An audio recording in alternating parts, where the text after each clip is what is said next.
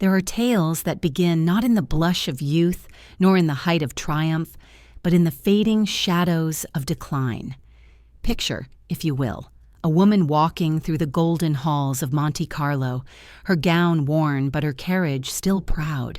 She carries herself as though jewels still glitter on her throat, though those gems have long since been sold to pay the debts of chance. The chandeliers sparkle above her with the same brilliance that once lit her entrances onto Parisian stages, and in the reflection of the casino's polished mirrors, one glimpses not merely the weary frame of an old woman, but the ghost of the most desired courtesan of her age. This was La Belle Otero, once the siren who drew kings into her arms, now a wanderer amid the whispers of memory. Welcome, dear listener. As you drift into the embrace of this story, I invite you to share when and where you hear these words, so that together we form a small constellation across time. And if you have not yet done so, press the subscribe button to help keep alive this circle of remembrance. The evening air in Monte Carlo was heavy with the perfume of faded roses and cigarette smoke. The sea lay just beyond the walls of the casino, murmuring softly as though in sympathy with those who lingered at the gaming tables. Among them walked a figure who seemed to belong both to the present and to a time long past. She was small in stature, her once lustrous hair streaked with white, her skin marked by years and sorrow. Yet in the poise of her movements, in the proud tilt of her head, there remained something indelible, like the trace of a once brilliant flame still glowing faintly beneath the ashes. This was Agustina Otero Iglesias, though few remembered that name. To the world she had been La Belle Otero, the most celebrated courtesan of the Belle Époque. Once the monarchs of Europe had vied for her attention, and the richest men had poured fortunes at her feet. She had worn jewels worth empires, and her face had graced every drawing room and salon. But now, in the 1930s, she was a relic, wandering the casino halls with the last remnants of her fortune, dwindling away on the spin of a wheel. It is here, in these later years, that her story begins. Not because these were her happiest days, nor even her most glorious, but because they reveal the quiet paradox at the heart of her life. What is beauty when it fades? What becomes of desire once the world grows tired of desiring? Some say that Otero herself, in her solitude and her addiction to chance, embodied the answer to these questions, and that her long decline was the final act of a play she had scripted with her own life. As she moved through the casino, there were those who still recognized her.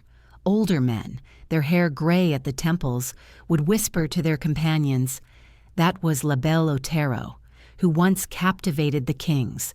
Younger women, hearing the name, might glance with curiosity, wondering what charm this aged woman could have held to bring emperors and princes to their knees. But Otero walked past them all without acknowledgement, her eyes fixed on the tables, her hands trembling slightly as she placed her remaining coins upon the green felt. The wheel would spin, and with it spun the memory of her past. She had always lived with chance that she was born with extraordinary beauty, chance that she found her way to Paris at a time when beauty could be transformed into fortune, chance that she caught the gaze of powerful men. Yet just as easily as it had come, chance had taken everything away. The jewels were gone, the lovers dead or forgotten, the crowds who once applauded her vanished into the earth. What remained was only this: the old woman and the wheel, locked in a silent, endless dance. And yet even in this decline, there was something strangely fitting. Otero had never been content with the ordinary. From her childhood in rural Spain to the heights of Parisian splendor, she had sought a life larger than life itself, one in which desire and beauty could be wielded as weapons, in which love was less important than the illusion of love, and in which men were as fragile as glass when confronted with her gaze. Perhaps it was inevitable that such a life would not end in quiet domesticity, but in the restless echo of chance. As the croupier called the numbers, Otero would lean forward, her eyes fixed on the ball spinning around the wheel. Some nights she won, most nights she lost, but winning no longer mattered. The game was everything. In that spinning wheel, she seemed to find the rhythm of her own existence, fleeting, dizzying, always on the brink of ruin or triumph. And those who watched her, even in old age, could not help but feel that she carried with her some remnant of the enchantment that had once enslaved emperors. But who was she, truly? Was she merely a courtesan, a woman who sold her beauty for wealth and power? Was she a performer, a dancer who turned her art into seduction? Or was she something else, a mirror in which the desires of an entire age were reflected? To answer these questions, we must return to the beginning, far from Monte Carlo, to a small village in Galicia, where a girl named Agustina was born into poverty and pain. Yet before we leave this dimly lit casino hall, let us linger for a moment longer. Imagine the clicking of chips, the murmur of voices in French, Russian, English, and Spanish. Imagine the heavy velvet curtains, the golden chandeliers, the perfume mingled with smoke. And there, amid it all, the fragile figure of La Belle Otero, her eyes fixed not on the past nor on the future, but on the small white ball spinning endlessly around the wheel. Perhaps she thought of her lovers, of the jewels they had given her, of the palaces where she had once danced. Perhaps she thought of nothing at all. The truth is lost to us. All we have are the stories, the fragments, the photographs, the rumors that made her legend. And from these we must weave the tapestry of her life, thread by thread, as though piecing together a garment that has long since unraveled. The wheel slows. The ball clicks into place. A sigh escapes her lips, too soft to be heard above the din.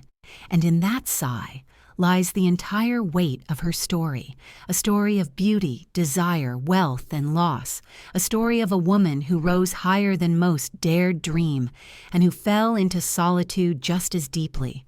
The croupier gathers the chips, the players shift in their chairs. Outside, the sea whispers against the shore. And with that sound, we leave Monte Carlo behind, turning our gaze back across time to the Galician hills, where Agustina's first cries were heard, a world away from this glittering, empty hall. Outside the casino, the sea breathed against the rocks, carrying its timeless rhythm into the night. And it was upon that sound that our thoughts drift back across decades to the first stirrings of life in a remote corner of Spain. Long before the glitter of Monte Carlo or the applause of Paris, there was only a small village in Galicia, where the earth was poor and the sky seemed heavy with ancient silence. The girl who would become La Belle Otero first opened her eyes here in 1868 as Agustina Otero Iglesias, born to parents who struggled to keep hunger at bay. The hills around her home were not crowned with olive trees or vineyards, but with the more humble crops of the poor, and the wind carried the cries of animals and the echo of church bells across the valleys. It was a land that bred endurance rather than dreams, yet even in such a place, destiny had planted a seed of difference. The villagers who later remembered her spoke of a girl restless in spirit, unwilling to be contained by the boundaries of her world. Poverty weighed heavily upon her family, and the shadows of discord darkened the home where she grew. Stories passed through whispers tell of cruelty, of abuse that scarred her childhood more deeply than hunger ever could. It is said that by the time she was 12, she bore the knowledge of violence in her heart, and that knowledge became a silent fire driving her onward, away from the place where she had been born. Yet what was it that allowed her to imagine another life, when so many others remained chained to the same soil generation after generation? Was it beauty, already visible in her eyes and features? Was it defiance, an inward refusal to accept the fate handed to her? Or was it something less tangible, the strange whisper of chance that visits some lives and leaves others untouched?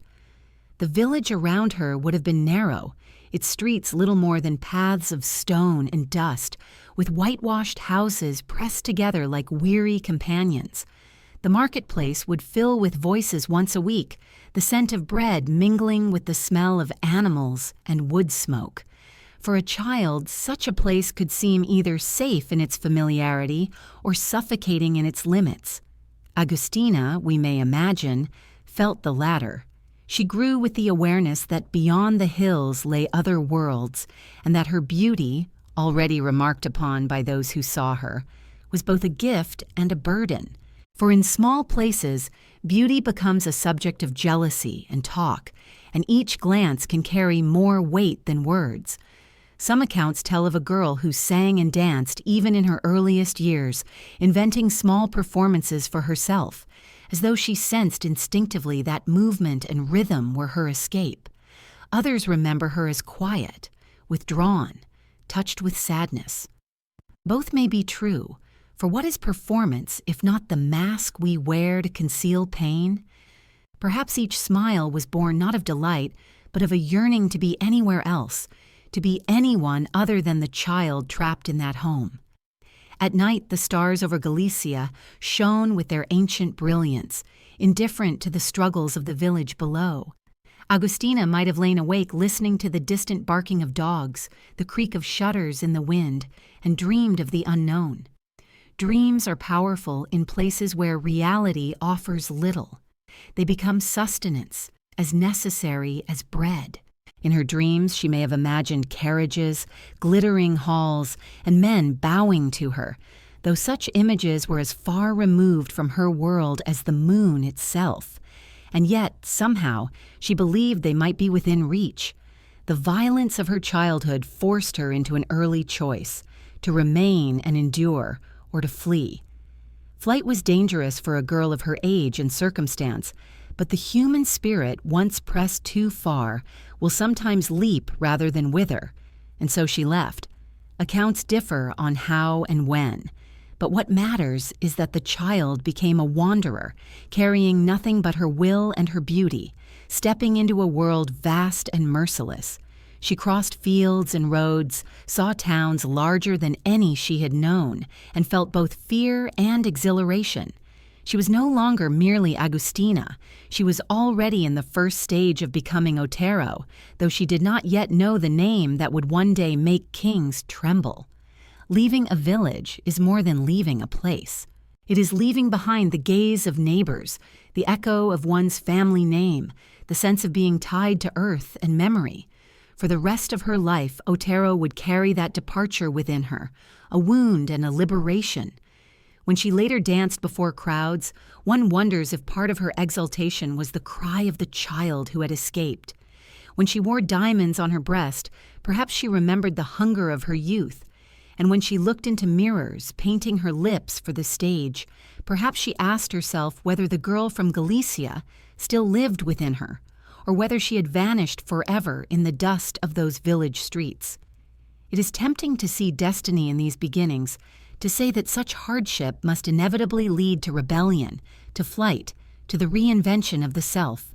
But we must pause here and acknowledge the strangeness of fate. For how many children suffered in silence, endured the same poverty, the same abuse, yet never became La Belle Otero? How many vanished nameless into the fields, their beauty wasted on indifferent soil? Chance once again hovers like a shadow, as inscrutable as the sea that would one day draw her to Monte Carlo. The girl's departure left behind whispers in the village, whispers that may have carried shame, pity, or resentment. Perhaps her name was spoken in anger, perhaps in awe. Yet she did not look back.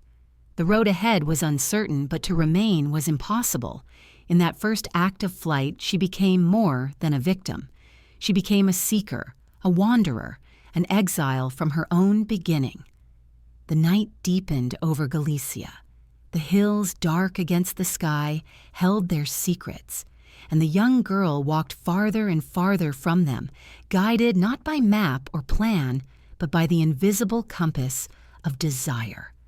Ahead lay hardship and survival, yet also transformation. She would learn to sing, to sew, to charm, to endure the scrutiny of eyes. She would learn that the body could be both shield and weapon, that beauty could open doors barred to others, and that performance was not only art, but also survival. The sound of her footsteps fades into the distance, merging with the murmur of a train that will one day carry her to the heart of Europe. And with that sound, we move forward, following her into the uncertain road of escape, where the girl from Galicia becomes the woman who will one day conquer Paris. The train's low murmur carries us onward, blending with the sound of her footsteps as she left her Galician village behind. It was not yet the polished rumble of the great European expresses, but rather the uneven rhythm of provincial lines that stitched together the landscapes of Spain in the 19th century. The air smelled of iron and smoke, of coal dust clinging to clothes, and for Agustina Otero Iglesias, the young girl who had fled her birthplace, each turn of the wheels was a reminder that the old life was already receding, though the new life had not yet taken shape. She was no longer merely a child of Galicia, yet not yet La Belle Otero. She existed in the fragile state of becoming, vulnerable to the dangers of the road, but also open to the endless possibility of the unknown. One must imagine her in those days not as a grand courtesan, but as a survivor, thin from hardship, carrying little more than her determination. She found work where she could, sometimes as a seamstress, her hands pricked with needles, sometimes as a servant, scrubbing floors, sometimes as a singer in taverns where the smell of cheap wine filled the air. In these moments, when her voice lifted above the din, a hint of her future emerged. Even among the rough laughter and clatter of glasses, her presence caught attention. Eyes turned toward her, and for the first time she sensed the power of her beauty when joined with performance. It was a power that needed no wealth, no stage, only the confidence to offer herself before others. But the road was not a path of ease. For a young woman alone, danger lurked in every alley and every proposition. Men noticed her, some with offers of protection, others with threats, others still with the assumption that her poverty made her theirs to claim. She learned quickly how to navigate, when to smile and when to turn away, when to risk trust and when to remain silent. These early lessons became the armor she would wear for the rest of her life, an armor made not of steel but of instinct and cunning. She learned that every glance could be read, every promise weighed, every gesture calculated. As she moved from town to town, she also absorbed the shifting worlds of Spain, the bustle of marketplaces, the shadow of churches, the poverty of the countryside, the glitter of city avenues. She was a wanderer who carried little, but remembered much. Each place added to her vocabulary of gestures, words, and costumes. She became a collector of impressions, and slowly, without realizing it, she was shaping the persona that would one day dazzle Paris. There were nights when she lay awake in small rented rooms, listening to the voices of strangers through thin walls. Some sang, some argued, some wept. She felt the weight of loneliness, but also the thrill of freedom. No one in these places knew her past. No one cared where she had come from. She was free to invent herself anew with every stop. Today, she might be a humble servant. Tomorrow, she might be a dancer. Each identity was temporary, yet each offered a rehearsal for the role she would one day claim as her own. It is said that during this period, she first chose to call herself Otero, borrowing from her family name but reshaping it into something sharper, more memorable, almost aristocratic in sound. Names matter, for they are the masks we present to the world. In becoming Otero, she placed a veil between herself and the child Agustina, who had fled violence. She was still the same being, yet already other, already beginning to belong to the realm of legend rather than that of simple villagers. The road was marked not only by hardship, but also by glimpses of kindness. There were women who helped her, perhaps recognizing in her youth a reflection of their own struggles. There were patrons who offered her coins for her singing, or who admired the quickness of her wit. And there were moments of joy, Moments when she danced barefoot under open skies, moments when she laughed with strangers, moments when she felt, however briefly, that the world was opening before her. Such fragments of light sustained her, even when the days were long and the nights uncertain. Eventually, her wandering carried her toward larger cities where the theaters glowed with gaslight and the streets bustled with possibility. The sight of posters announcing performances, the sound of orchestras tuning, the whirl of fashion in the promenades, all of this entered her like a promise. She understood that to conquer such places, she would need more than beauty. She would need skill, presentation, the art of illusion. And so she practiced. Her singing, her dancing, her ability to hold herself with dignity even when her dress was worn. Slowly, the girl who had fled Galicia was becoming a performer, not merely surviving, but shaping the stage of her future. Yet one must ask, what did she feel in those in-between years? Neither child nor queen, neither victim nor celebrated courtesan? Did she carry bitterness at what she had endured, or did she carry a fierce gratitude for having escaped? Did she imagine the destiny that awaited her, or did she only see the next day, the next meal, the next performance? History does not preserve her thoughts. We can only imagine the quiet resilience of a young woman walking through unfamiliar streets, her eyes alert, her step determined, her heart both fearful and hopeful. At times, the road brought her close to ruin. Money ran out, promises failed, hunger returned. And yet, like a river seeking the sea, her path kept flowing forward. She might have faltered, might even have vanished into anonymity, had chance not intervened again. A meeting here, a suggestion there, an invitation to try her fortune beyond Spain's borders. The idea of Paris shimmered on the horizon like a mirage, the city of light, of art, of fortune. To many, it was unattainable, but to Otero it became a destination, a magnet drawing her across the continent. The train wheels return in our imagination, now carrying her not through Spain alone, but toward France. The rhythm of the journey echoes her transformation from the small Galician child to the wandering survivor, from the wandering survivor to the aspiring performer, from the aspiring performer to the woman who would soon dazzle Europe. Each mile brought her closer not only to Paris, but also to the self she was inventing. And so we see her, seated in a train carriage, the smoke drifting past the windows, her reflection faint in the glass.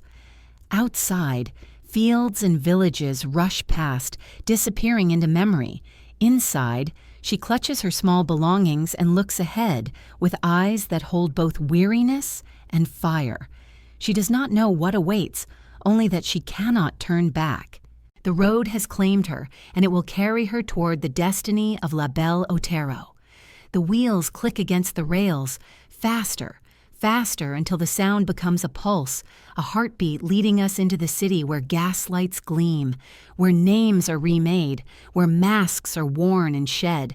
The curtain is about to rise, and the girl from Galicia is about to become a vision for the world.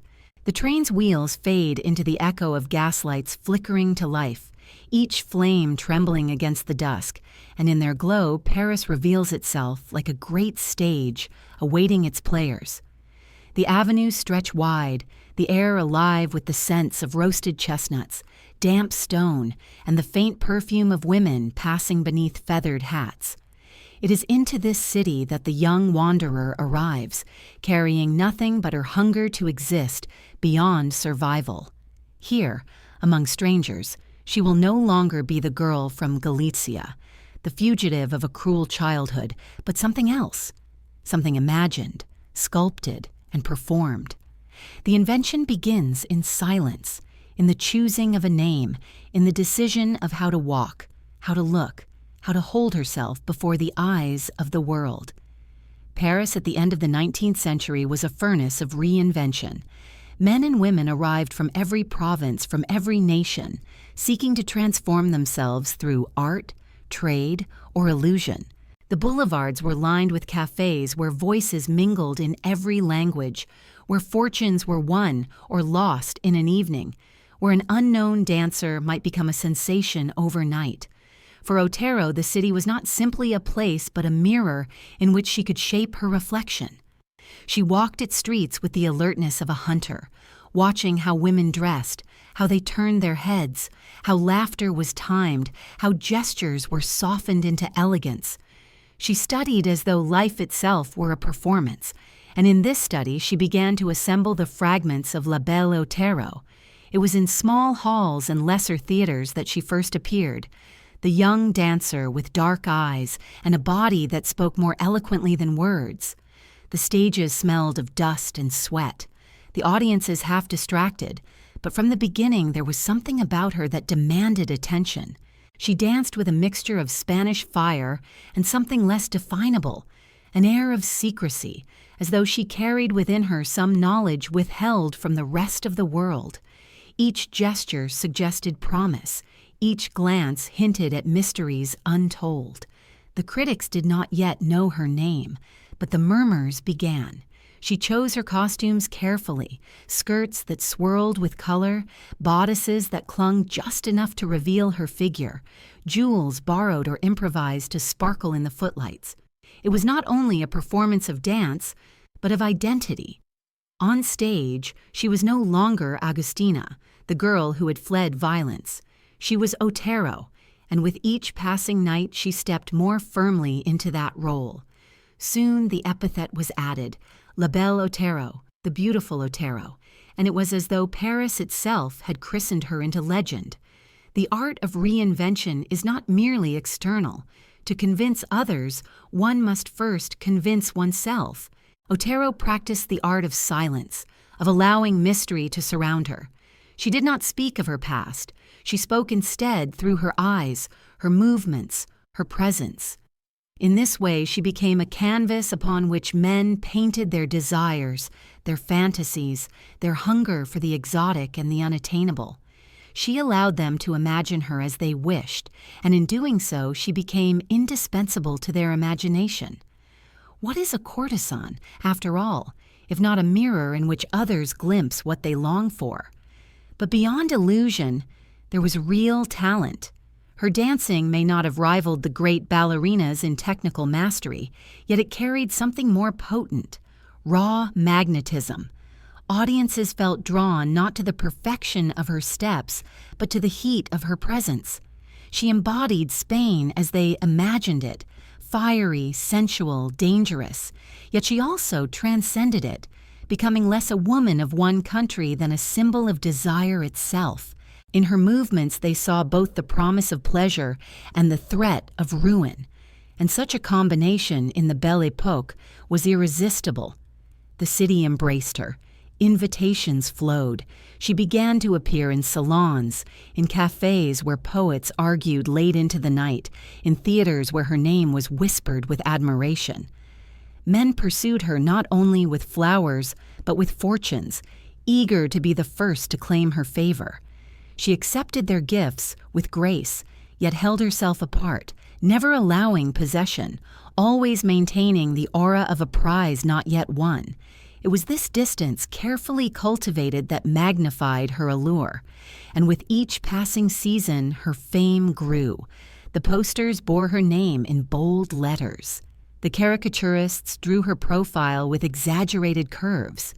The jewelers spoke of her as one who might wear their most extravagant creations.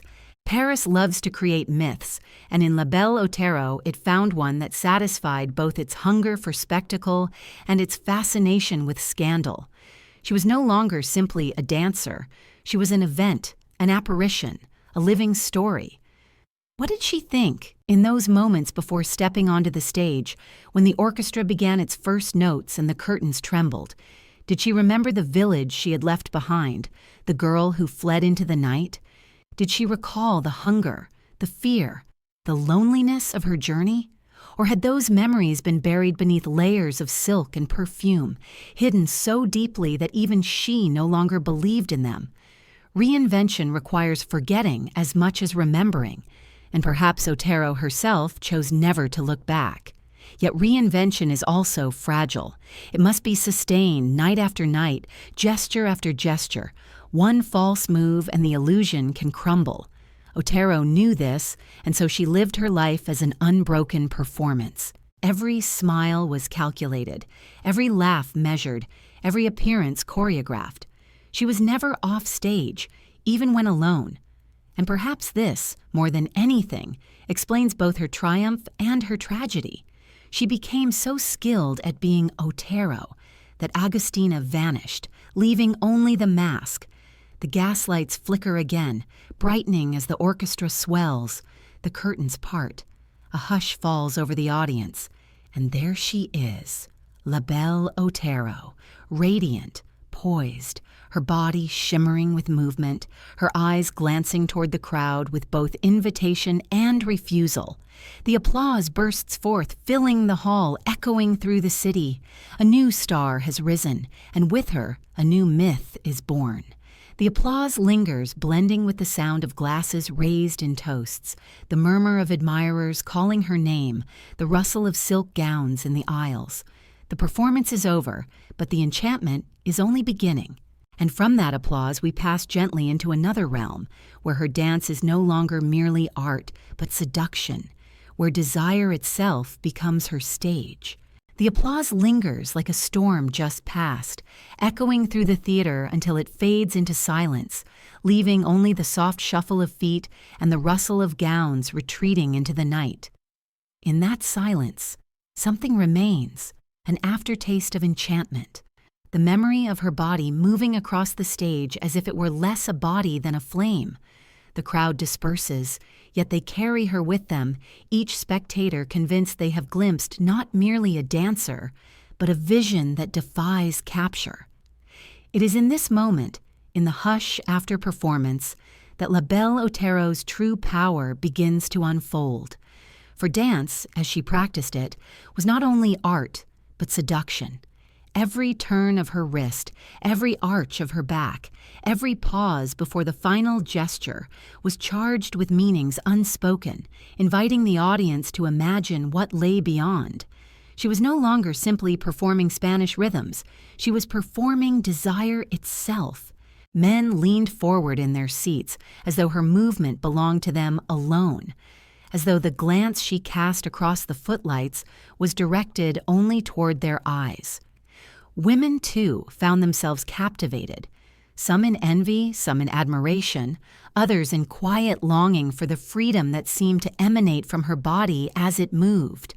It is said that Otero's dance could not be measured by steps or technique, for she was no ballerina in the classical sense. What she embodied was rhythm made flesh, the suggestion of intimacy disguised as art. A swirl of her skirts became a caress withheld, a sudden stillness, a refusal that only heightened desire. In these moments she was both near and distant, offering herself as vision but never as possession. This paradox, always within reach, yet untouchable, was the essence of her seduction. To watch her was to feel oneself drawn into a spell. The stage lights cast her figure in brilliance, yet shadows clung to her as well, hinting at secrets untold. The audience did not only see Otero, they projected upon her their fantasies, their hunger, their fear of ruin. She allowed them to believe she was everything they desired: lover, muse, destroyer, redeemer, while remaining firmly herself, aloof, mysterious, self-created. In this way, she became less a woman than a symbol, a dream given form for a few hours under the theater's roof. Offstage, the seduction continued. After a performance, she might appear at a salon, her entrance timed to perfection. The room would fall quiet, eyes turning toward her, conversations pausing in mid-sentence. She needed no words. Her presence itself was enough. A tilt of the head, a half smile, a silence that compelled others to fill it with flattery or gifts. These were her instruments. Some women wielded intelligence, others charm, others warmth. Otero wielded absence. By never revealing herself fully, she compelled those around her to invent her, to clothe her in their own illusions. The more they imagined, the more they desired. It was during these years that the legend of her lovers began to form, the whispered tales of princes and kings who sought her company. Yet before these great names entered her story, there were countless others, wealthy patrons, artists, adventurers, who tested their fortunes against the fortress of her allure. Few, if any, claimed true victory. She accepted jewels, estates, carriages, yet always kept her heart beyond their grasp. Was this calculation, or was it simply that she had no heart left to give, the child within her too wounded, the woman too armored? Perhaps both. In the art of seduction, motive is always hidden, and Otero understood this instinctively. Her dances grew more elaborate, her costumes more dazzling, jewels glittered against her skin, the reflection of footlights multiplying their brilliance. The music rose in fever, and the audience rose with it, breath held until the final moment when she would freeze in place, body tense, gaze fixed on a point unseen. The silence that followed was electric, for in that stillness she held the entire room captive. And then the applause, thunderous, unrestrained, echoing into the night. Yet what did she feel in that stillness, balance between performance and adoration? Did she feel triumph, or only the emptiness that applause cannot fill? Did she ever wonder if the audience loved her, or only the image she conjured? The newspapers began to write of her, their descriptions veiled in admiration tinged with scandal. They called her the Spanish enchantress, the temptress of Paris, the woman whose glance could undo fortunes. They exaggerated, as papers do, yet the exaggeration became part of the truth, for the myth of Otero was as powerful as Otero herself. She was no longer merely a dancer on a stage, but a figure of gossip and fantasy, a name whispered in boudoirs and clubs. And in this transformation, the dance of seduction spilled beyond the theater into the very fabric of society. The Belle Époque thrived on spectacle, and Otero provided it in abundance. She was the embodiment of the era's contradictions, beauty and ruin, desire and despair, luxury and emptiness. To see her dance was to see the Belle Époque itself, shimmering, intoxicating, always on the edge of collapse. Perhaps this is why she so captivated not only individuals, but an entire generation. She was the mirror of their age, reflecting back both their hunger for pleasure and their fear of its cost. As the applause fades once more, as the audience files into the night with her image imprinted on their minds, we follow her into the private chambers where her admirers await, bearing gifts, their hearts pounding with expectation. There, too, the dance continues, though without music, without stage lights, without an audience. Only the subtle play of glances, the careful withholding, the gentle granting of attention. Seduction is endless, and for Otero, it was the thread that bound together her art, her life, her survival. But how long can such a dance continue? Can seduction itself become a prison, trapping the seducer as much as the seduced? These questions linger as the night deepens, and with them we sense the shifting air of destiny. For soon the names of kings will enter her story, and with them a new chapter of power, excess, and peril. The final echo of applause fades into silence. In that silence, the stage awaits once more, and so does history. We turn now toward the great halls where monarchs sit, glasses raised, their eyes searching for the woman who will soon command their desire as easily as she commands the rhythm of a dance. The echo of glasses raised in dim royal halls drifts outward, a soft chime of crystal against crystal, and in that glittering sound the presence of La Belle Otero enters yet another realm. No longer confined to theaters or salons, she moves now into the orbit of monarchs and emperors, where desire is tangled with politics, and passion is measured not only in gifts, but in power itself. To stand before kings is to step into a chamber where history breathes in heavy draperies and jeweled crowns, and Otero, with her dark eyes and unfathomable smile, seemed to glide effortlessly into that space as though it were her rightful stage. It was whispered that Edward, Prince of Wales, who would one day become King Edward VII, admired her with a fascination bordering on obsession. The prince, known for his appetite for luxury and his weakness for beauty, found in Otero a mirror of his own desires. She embodied the splendor of the Belle Époque, the champagne, the laughter, the nights that stretched into dawn. To sit with her was to feel oneself not merely alive, but exalted, lifted beyond duty into the intoxicating air of freedom. Yet Otero never allowed herself to be merely a companion. She carried herself as though she, too, were royalty, and in her presence even a prince felt the precariousness of his power. There were others as well. Wilhelm II of Germany, stern in uniform yet restless beneath the burden of empire, was said to have watched her with eyes that betrayed both longing and unease. Alexander, the Tsar of Russia, whose empire stretched across continents, is remembered as another who sought her favor. And beyond them were dukes, grand dukes, princes, magnates, men who commanded armies, ruled nations, owned industries, yet found themselves reduced to supplicants before a woman whose only throne was the chair on which she chose to sit, whose only crown was the cascade of her hair, shimmering in lamplight.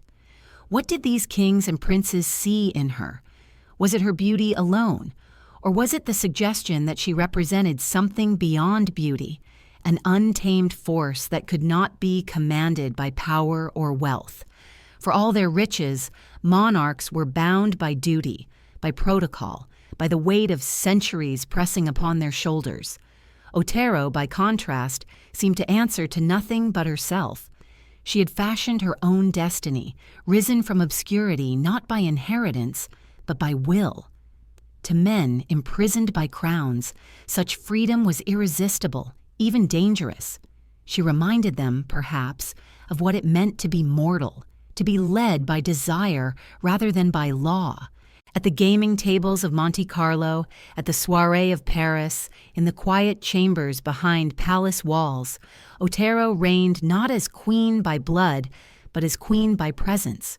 She wore jewels that once belonged to royal collections, gifts pressed into her hands by men who believed, for a fleeting moment, that such treasures might bind her. Yet jewels were not chains for Otero. They were only ornaments, sparkling symbols of her triumph. She accepted them with gratitude, wore them with majesty, and when she tired of them, she passed them on without regret, for her true wealth lay not in diamonds, but in the knowledge that kings themselves bent before her. The newspapers fanned the flames, their headlines filled with rumors of monarchs ruined by her glance, of thrones unsettled by her laughter. Some claimed that men gambled away fortunes in pursuit of her, others that duels were fought in her name. The truth is difficult to untangle, for rumor itself was part of her legend, and Otero understood that a courtesan's greatest power lies not in what is true, but in what is believed. She cultivated ambiguity, never confirming nor denying, allowing her myth to grow until it overshadowed even the deeds themselves. And yet amid the luxury, one wonders what she felt. Did she delight in the power she held, or did she see in these monarchs only the same fragility she had observed in humbler men? Was she ever tempted to yield, to love one of them truly, or did the armor she had forged in childhood remain too strong? History offers no answers, only fragments. Her later words that she never found love, that wealth and admiration never filled the silence of her heart. Perhaps each royal lover was less a companion than a performance, another scene in the endless play of La Belle Otero. Still, there is no denying the spectacle. Imagine her seated in a gilded hall, music drifting from a string quartet, candles flickering against mirrors. Around her sit men crowned by empires, their hands restless, their eyes searching hers for a sign of favor. She listens. She smiles faintly. She tilts her head just so, and in that moment the fate of kingdoms seems less important than the arc of her glance. She does not need armies. Her weapon is presence, and presence alone suffices to make kings feel like beggars. But seduction, like dance, is an art of timing. Too much and it dissolves into familiarity. Too little and it loses its hold. Otero knew when to retreat, when to vanish for a time, when to reappear with greater radiance than before. In this rhythm she held Europe enthralled year after year, as though she herself were the pulse of the age. And yet, beneath the glitter, time passed. The kings grew older, empires shifted, alliances crumbled.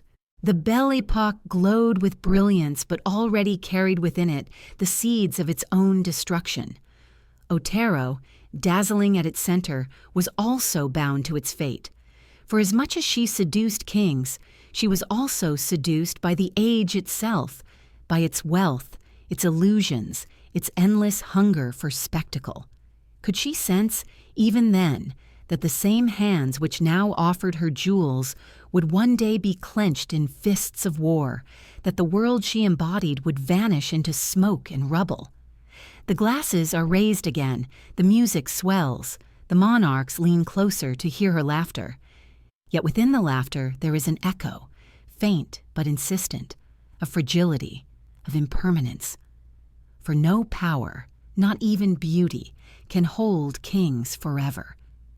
The sound of the glasses fades into the hush of a chamber, where whispers turn to jealousy, where rivals wait beyond the door, sharpening their own charms like blades. For if Otero reigned among kings, she also reigned among women who sought the same throne, and in their envy, the seeds of new battles were already being sown. The hush beyond the chamber door deepens, and in that stillness we hear not music but whispers, the kind that glide like knives along polished corridors. For where beauty reigns, rivals gather, and where desire burns, jealousy follows as surely as a shadow. La Belle Otero, who had kings at her feet and princes at her side, was never alone in her empire. Around her swirled other women, dancers, courtesans, actresses, each one vying for the same throne, each one determined that her own name should eclipse the Spanish enchantress who had so effortlessly captivated Europe. In the Belle Époque, courtesans were not hidden, but celebrated, their names as familiar in society columns as those of politicians or generals. Liane de Pougy, Cléo de Merode, Caroline Otero, these were figures who commanded attention, whose portraits adorned postcards, whose appearances at the opera stirred more conversation than the performance itself. Yet within that glittering constellation of beauties, rivalry was inevitable. To be spoken of less than another was to fade, and fading was a death worse than poverty. For Otero, rivals were both companions and adversaries. She dined with them, laughed with them, posed with them for photographs, all the while knowing that behind each smile lay envy, behind each compliment lay calculation. Some envied her fortune, others her lovers. Still others the sheer magnetism that seemed to flow from her as naturally as breath. And she, in turn, regarded them with the wary gaze of one who has fought too hard to ever relax. For beauty is never secure. It must be defended each day against youth, rising behind it, against rumor eroding it, against the relentless gaze of society hungry for novelty. The jealousies of this world were not gentle. There were whispers that her jewels were borrowed, that her lovers had grown weary, that her Spanish dances were nothing but empty gestures. Rumors spread like smoke, often deliberately lit by rivals seeking to tarnish her image. In the salons of Paris and Monte Carlo, gossip was a weapon sharper than steel, and reputations could crumble overnight. Otero understood this, and so she wore her jewels more ostentatiously, danced with greater fire, appeared with more regal composure, as though to say, The rumors may speak, but the truth stands before you, radiant and undeniable. And yet, what was the truth? Was Otero truly as untouchable as she appeared, or did each whisper strike a hidden wound? Did she lie awake at night listening to the faint echo of gossip, fearing that tomorrow she might be forgotten? For those who live by beauty and scandal live also with the constant dread of being replaced. The next dancer, the next courtesan, the next radiant face might appear at any moment, and all the jewels in the world could not shield against the cruelty of time. There were duels, too, fought in the wake of her name. Men, inflamed by jealousy, turned their passions into violence, and some fell by the sword or the pistol. Each such story added to her legend, painting her as a femme fatale, whose glance could drive men to ruin. Rivals seized upon these tales, sometimes accusing her of heartlessness, other times of witchcraft, for what else could explain the power she wielded? But such accusations only strengthened her myth, for to be feared was often as potent as to be adored. Among the rivalries, one might sense also a strange fellowship. The courtesans of that age shared a life apart from the rest of society, admired yet scorned, envied yet condemned. They lived in luxury, yet their futures were as fragile as glass. They knew the dangers of scandal, the cruelty of lovers, the inexorable decline of age. Perhaps in Otero's eyes her rivals saw both their aspiration and their fate. Perhaps they hated her because she embodied what they sought, but also reminded them of what they feared most, that beauty is fleeting and desire fickle. Imagine a salon filled with music and laughter, chandeliers scattering light across gowns and jewels. At the center, Otero enters, her dress shimmering, her gaze calm.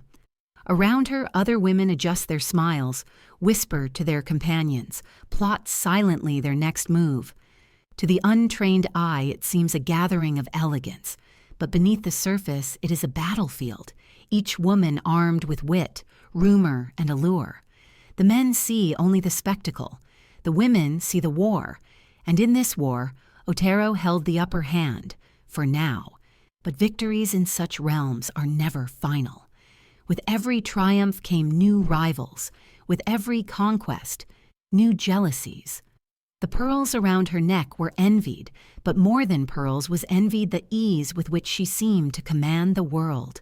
That ease was not effortless. It was the product of vigilance, of endless calculation, of a will that refused to yield. She could never relax, for to relax was to give way, and to give way was to vanish. It is here, in this ceaseless struggle against rivals and jealousies, that one senses the loneliness behind her glitter.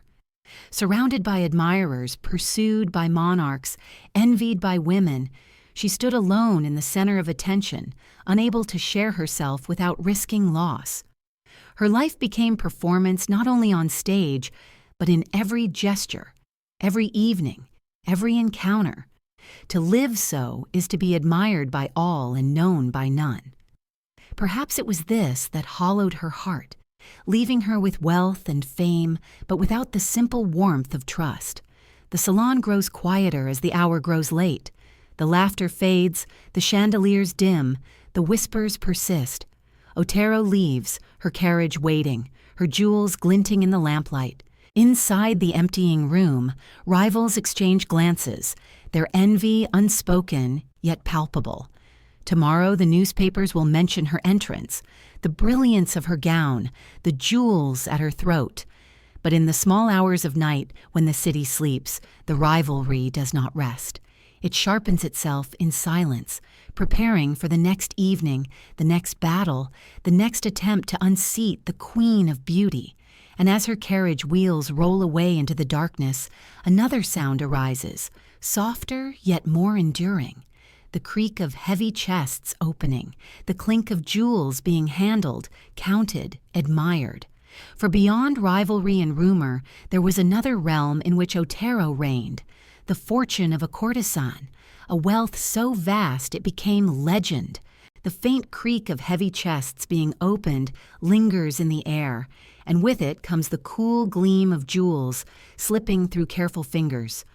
Pearls clatter like drops of frozen water, diamonds catch and scatter the lamplight, and gold coins shift with the dull, dense weight of accumulated years.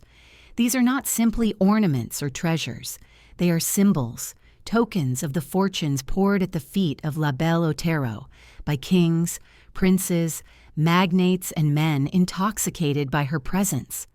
In the silence of her private chambers, when the jewels were laid out across velvet cloth, one could almost hear the echo of their stories. Each gem, a memory of a night, a gaze, a promise, or a downfall. It was said that Otero amassed a fortune equal to that of queens, a wealth born not from estates or inheritance, but from the passion of men who believed her beauty worth more than kingdoms.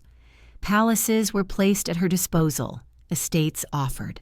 Fortunes gambled away in pursuit of her smile. One rumor claimed that she possessed jewels worth tens of millions, another that she received gifts so lavish they rivaled national treasuries. Yet how much was myth, and how much reality? The truth may lie between, yet the impression remains the same. In the Belle Époque, Otero was not merely a woman, but an institution of wealth, her fortune itself a measure of her triumph. Wealth, however, is never simply possession. It is performance. To display jewels, to ride in gilded carriages, to inhabit villas filled with silks and marbles, was to declare victory in the silent war of appearances. For courtesans, wealth was armor. It shielded them from contempt, lifted them above scandal, ensured their names were spoken with awe rather than pity. Otero understood this instinctively. Each necklace she wore was not merely adornment but proclamation. She was untouchable, elevated, a woman who had risen above the fate of her birth. And yet behind the glitter, wealth carried another weight. It demanded constant renewal, constant display, constant vigilance against loss. Each jewel given was a reminder that affection could be purchased, but never secured. Each fortune bestowed was both triumph and warning. As easily as it had been given, it could vanish. The courtesan's wealth was as precarious as her beauty, bound to the shifting tides of desire. Still, the spectacle of her riches enchanted the public imagination. Newspapers printed stories of the diamonds she wore to breakfast, of the emeralds that adorned her hair, of the pearls that cascaded across her gowns. Caricaturists drew her laden with jewels, mocking yet admiring the excess. Admirers and rivals alike measured themselves against her fortune, as though the glitter of her possessions confirmed not only her allure, but her very existence. She had become a living treasury, a woman transformed into wealth incarnate. But what did she feel as she touched these treasures in the quiet of night? Did she run her fingers across their cold surfaces with joy, or with a kind of weary detachment? Did she see in them the proof of her triumph, or the emptiness of gifts given without love? Later, in her old age, she confessed that happiness had eluded her, that she had known wealth beyond imagination, but never known true affection. Perhaps the jewels glittered for others, while to her they remained mute, unable to offer warmth. The fortune of Otero was not only in jewels. There were estates, carriages, servants, entire lives dedicated to her comfort. In Monte Carlo, she became synonymous with luxury, her presence at the casino drawing attention like a magnet. She gambled recklessly, sometimes winning great sums, more often losing, but always with the air of one for whom money was no more real than the spin of a wheel. Perhaps, having once fled poverty, she understood wealth not as security but as performance, a costume to be worn, discarded, and worn again. Men ruined themselves for her. Fortunes were lost, estates mortgaged, reputations destroyed. Some ended in despair, others in violence. And yet, even as their lives collapsed, Otero's legend grew. She was painted as the Femme Fatale, who consumed wealth as easily as breath, the destroyer of men, the siren whose gaze cost empires. The truth may have been more complex, yet the myth was more enduring, and Otero did little to dispel it. For in myth lay her true wealth, a currency more lasting than gold. Imagine her at the height of her fortune, entering a ballroom where chandeliers glowed like constellations. She wears diamonds that flash with every step, her gown a river of silk, her presence a storm of attention. Men stare, women murmur, and in that moment she is not simply adorned with wealth. She is wealth, moving, breathing, alive. The jewels are extensions of her being, glittering proof that she has conquered the world not by force of arms, but by the force of her beauty. Yet even in triumph, shadows linger. Wealth cannot fill emptiness, cannot silence the memory of hunger, cannot replace the tenderness of love withheld. Perhaps each jewel reminded her of a gift offered in desire, but never in devotion. Perhaps each fortune lost at the tables reminded her of the futility of chance, the way all things gained may be lost again. Wealth was her fortress, but also her prison. It drew admirers, but it also kept her apart, a spectacle admired yet never embraced.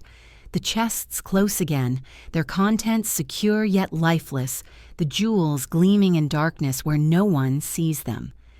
Outside, the world continues to whisper of her fortune, of her splendor, of the riches that defined her. But fortune is a double-edged blade, and the woman who holds it too tightly may find herself cut. For wealth breeds envy, and envy breeds rumor, and rumor in time weaves itself into legend. The last sound is the click of a lock securing the chest, followed by silence. But silence itself is never empty. In its depths rises another sound, softer yet more insistent, the whisper of myths, of stories woven by society, of images drawn in ink and spread across the continent. For beyond fortune, Otero became an archetype, the femme fatale, the destroyer of men, the seductress whose beauty could not be resisted. And so the story turns from the weight of jewels to the weight of myth, from the fortune she amassed to the legend she became. The jewel chests close, their gleam swallowed in darkness, yet out of that silence another glitter begins to stir. Not the sparkle of diamonds under lamplight, but the shimmer of words, of rumors, of images etched in ink and spread across cafes, drawing rooms and boulevards. Stories take on their own life, gathering force as they travel, changing shape with each telling until they no longer belong to truth but to legend. It was in this way that La Belle Otero ceased to be only a dancer or a courtesan or even a woman. She became instead a myth, a figure draped in the heavy cloak of archetype, the eternal specter of the femme fatale. The term itself carried the weight of centuries, echoes of Lilith and Delilah, of sirens luring sailors to their deaths, of Salome dancing with veils that promised both ecstasy and ruin. To a world intoxicated by beauty and haunted by the fragility of order, Otero embodied these ancient fears and fascinations. The newspapers spoke of her as a destroyer of men, a woman whose glance could unmake fortunes, whose smile was as dangerous as poison. Caricaturists drew her as a serpent coiled in jewels, as a goddess enthroned above kneeling kings, as a flame before which moths consume themselves. Each exaggeration, each image, fed the myth until it grew larger than life. But what is myth, if not the reflection of collective desire? The Belle Époque was an age enthralled by pleasure, yet anxious about its cost. Industrial wealth created fortunes, but also crises. Empires stretched across continents, but trembled under their own weight. Against this backdrop, Otero appeared as both dream and warning. She was the incarnation of beauty pursued without restraint, of desire given free rein, of wealth transformed into spectacle. To admire her was to admire the age itself, and to fear her was to fear what such an age might become. The myth of the Femme Fatale gave shape to these contradictions. She was adored not in spite of her alleged destructiveness, but because of it. Men wished to believe that ruin at her hands would be glorious, that to fall before her gaze was to achieve a kind of immortality. To be destroyed by Otero was to join a select company, to be remembered as one of those who dared approach the flame. And so her legend grew, each story of ruin adding to her allure, each tale of downfall strengthening her crown. Yet how much of it was true? Did men really kill themselves for her? Did kings truly squander treasuries at her feet? Or was it enough that such things were believed, enough that the myth itself was irresistible? Otero, for her part, did little to correct the exaggerations. She allowed the stories to circulate, knowing that they magnified her power. The myth served her as well as jewels or estates. It shielded her from ordinariness, kept her name on every tongue, ensured that no rival could entirely eclipse her. And yet myths are double-edged. To be worshipped as a femme fatale is also to be condemned, to be denied humanity. The world no longer saw Agustina Otero Iglesias, the girl who had fled Galicia, nor even the woman who danced upon Parisian stages. They saw only the figure of La Belle Otero, destroyer of men, untouchable goddess, embodiment of beauty's peril. Was this a role she chose, or one forced upon her by society's imagination? Did she revel in it, or did she sometimes feel herself trapped, unable to step beyond the mask that had been fixed to her? Imagine the caricatures displayed in shop windows or reproduced on postcards, her eyes drawn as flames, her hair coiled like serpents, her smile edged with danger.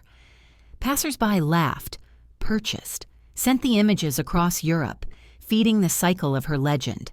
Meanwhile, in the privacy of her own rooms, she might have looked into a mirror and wondered whether the reflection she saw belonged to herself or to the myth that surrounded her. The mask had become inseparable from the face, and yet there was power in the mask. To be a femme fatale was to hold men captive without chains, to rule empires without crowns. It was a form of sovereignty, however fragile, in a world where women were seldom permitted such power. Perhaps Otero accepted the myth because it offered her something closer to freedom than any other path. Better to be feared and desired than to be forgotten. Better to be immortalized as a symbol than to vanish as a servant or a victim. Still, the cost was high. To live as a myth is to live without intimacy, without the simple comforts of love unclouded by awe. Men approached her not as one approaches a companion, but as one approaches an altar, kneeling, trembling, worshiping. And worship, though flattering, is cold. It demands perfection. It allows no weakness. It sees only what it desires to see. For Otero, this meant that even in her most crowded moments, she was alone. Surrounded by admirers, she remained unreachable, encased in the legend of her own making. The myth followed her everywhere. In Monte Carlo, whispers trailed behind her at the roulette tables. There goes the woman who ruined princes. In Paris, salons introduced her not as a guest, but as an event. In the press, her name was shorthand for extravagance and ruin.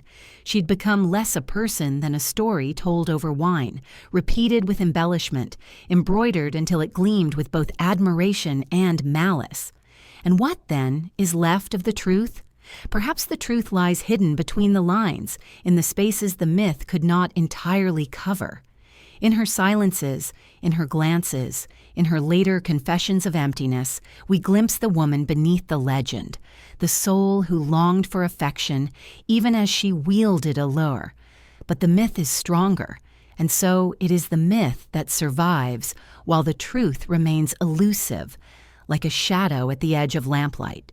The whispers fade for a moment, replaced by the echo of a pistol shot in the distance, a sound that reminds us of the men who did not merely whisper of ruin, but enacted it, who fell into despair, violence, or death in the wake of her allure. Whether true or exaggerated, these stories form the darker side of her legend, and they lead us onward to another chapter, where the myth of seduction is measured not in jewels or rumors, but in lives destroyed. The pistol shot echoes faintly in the distance, its reverberation carried on the night air like a broken promise. And with that sound, we cross into the darker valleys of La Belle Otero's legend. For if jewels and rumors adorned her image, it was the tales of men undone, ruined, or dead in her wake that gave the myth of the femme fatale its most enduring power. In salons and cafes, the stories were told with both horror and fascination, of lovers who gambled away fortunes, of duels fought at dawn, of men who pressed pistols to their temples when her gaze no longer lingered upon them. Each tale added another shadow to her glittering crown, making her less a courtesan than a figure of doom clothed in satin. There was talk of a young duke who wagered his estates in a frenzy of desperation, believing that riches lost at the gaming table could be redeemed by Otero's affection. When the estates were gone and her smile unchanged, he retreated into solitude, his name remembered only as a footnote in her legend. Another tale spoke of two officers who quarreled over her at a ball, their rivalry escalating until steel flashed in the early morning mist. One fell, and the newspapers seized upon the story, declaring that Otero's beauty had claimed yet another victim. Whether these accounts were embroidered, exaggerated, or wholly true, they served the same purpose. They made her the living embodiment of a force men could not resist and could not survive. And yet, what did she think of these tales? Did she take pride in them, seeing in each ruined life another testament to her power? Or did she recoil in private, recognizing that the myth demanded blood as well as jewels, despair as well as applause? Perhaps she felt both, pride and sorrow entwined, for to deny the stories would be to deny the aura they gave her. And without the aura, she was once again only Agustina, the girl who had fled poverty. In accepting the myth, she accepted the darkness that came with it. It is easy to paint her as heartless, a predator feeding upon the weakness of men. Yet consider this. Were these men truly victims of Otero, or of their own illusions? Did she not offer only what she was, a woman of beauty and presence, while they chose to gamble, to duel, to destroy themselves in pursuit of an image they had invented? Perhaps Otero was less a destroyer than a mirror, reflecting back the desires and fragilities of those who approached her. The ruin came not from her hand, but from their inability to see her as human rather than myth.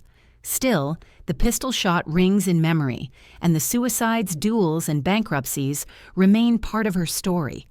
They were told again and again, embroidered until they became more legend than fact, and the legend demanded retelling. For the world loves stories of men undone by beauty, loves to believe that desire can overwhelm even the strongest, loves to make women into symbols of forces beyond control. In this way, Otero joined a long line of imagined enchantresses, from Helen of Troy to Cleopatra, each remembered not only for their allure, but for the wreckage said to follow them. Imagine a salon in Paris late at night, the air heavy with smoke and perfume. A man, flushed with wine, leans forward to tell the latest tale of Otero, the count who lost his fortune, the officer who fell in a duel, the banker who vanished into disgrace. The listeners gasp, laugh, shake their heads, yet their eyes gleam with envy, for to be ruined by such a woman seems almost glorious. They dream of approaching her themselves, of risking all upon her smile, even knowing the danger. Such is the paradox of the femme fatale. She is feared, yet the fear itself becomes allure. And for Otero, the stories were both blessing and curse. They magnified her fame, ensured her place in the imagination of Europe, but they also wove around her a veil she could never pierce. No man approached her without carrying the weight of those tales, without expecting either ecstasy or ruin. How then could she ever hope for something simpler, something gentler, something resembling love. To be adored as a goddess is to be denied as a woman. The men who ruined themselves for her may have been destroyed by desire, but Otero herself was destroyed by their inability to see her as anything other than desire incarnate. There were moments, perhaps, when she looked upon her lovers with pity, sensing their fragility, their desperation. Moments when she might have wished to speak honestly, to say that she could not save them, that she was only a woman seeking to survive and to live. But honesty had no place in the myth. The world would not have listened. And so she remained silent, allowing the legends to grow even as they stole from her the possibility of tenderness. The pistol shot fades into silence once more, leaving only the echo of lives cut short, of fortunes lost, of names forgotten, except in connection to hers. Yet life did not pause. The theaters continued, the salons glittered, the jewels shone. Otero moved forward, her legend intact, her power undiminished. But within her, perhaps, the silence grew heavier, the emptiness more profound.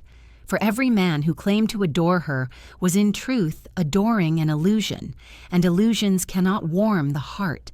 The dawn rises after the duel, the city awakens after the suicide, the roulette wheel spins again after the fortune is lost. And amid this endless cycle, Otero continues her dance, her laughter, her reign. But behind the jewels and applause lies a truth that no myth can conceal, that all the ruin in the world cannot fill the absence of love. The silence of dawn drifts over the city, pale and fragile, touching empty beds where passion once burned. In that quiet light we glimpse another truth, softer but no less haunting, the absence not of wealth or admirers, but of a heart to call her own. And so the story moves, from the destruction of lovers to the loneliness of the woman herself, who amid kings and jewels and legends found herself perpetually alone. The pale dawn light slips across the sheets of an empty bed, lingering on the hollow space where warmth should remain. And in that fragile silence, the truth of Otero's life reveals itself. Behind the wealth, the jewels, the monarchs who bent before her, there lay always this emptiness, a space unfilled, a quiet absence that wealth could not remedy, nor applause erase. For though she was adored by kings and courted by magnates, she was never truly loved, not in the simple human sense that brings rest to the heart. The stories of ruin and desire filled the newspapers, the jewels filled her chests, the applause filled her ears, yet the bed, when the night ended, was often empty, and the silence after passion was louder than any ovation. To speak of Otero as the embodiment of seduction is to forget that she, too, was a woman shaped by longing. She craved affection as much as she commanded attention, perhaps more. Later in life, she would confess that amid all her wealth and renown, happiness eluded her, that no man gave her the comfort of constancy or the safety of genuine devotion. Those who came to her sought not her heart, but the idea of her, the legend they believed, the enchantress they desired. And so even in the arms of lovers, she remained alone, unseen beneath the mask of her myth. Imagine her sitting before a mirror in the quiet after a night of revelry. The jewels are set aside, the gown draped over a chair, the room still humming faintly with the echoes of music. She gazes at her reflection, the painted lips, the tired eyes, the face that the world calls divine. Yet in her gaze there is weariness, as though she wonders whether anyone has ever looked at her without seeing only La Belle Otero, without projecting upon her their desires, their fantasies, their hunger. Perhaps she touched her own cheek lightly, questioning whether the skin beneath her fingers was truly hers, or only a mask shaped by the world's imagination. There were men who promised her devotion, but devotion was fleeting. Some offered fortune, others titles, but each gift was conditional, each affection dependent upon her continued performance. She could never rest, never falter, never reveal vulnerability, for to do so risked losing the very currency of her power. Love, in its simplest form, a hand held without expectation, a glance exchanged without performance, was absent, and without it, her triumphs, however dazzling, rang hollow. This absence grew heavier with time. In youth, the thrill of attention may have obscured the emptiness, the glitter of jewels may have distracted from the silence, but as years passed, and as rivals sharpened their smiles, and as rumors grew louder, the loneliness became more apparent. The men who once swore eternity drifted away, their desire spent, their fortunes gone, their hearts broken. Otero remained, triumphant in reputation, but untouched by love's gentleness. Was this the price of her power? To be adored by all, yet loved by none. To command kings, yet never to find one willing to know her as simply Agustina, the girl who once fled Galicia with nothing but hope? Perhaps so, for myths cannot be loved, they can only be worshipped or feared, and Otero had long since ceased to be only a woman.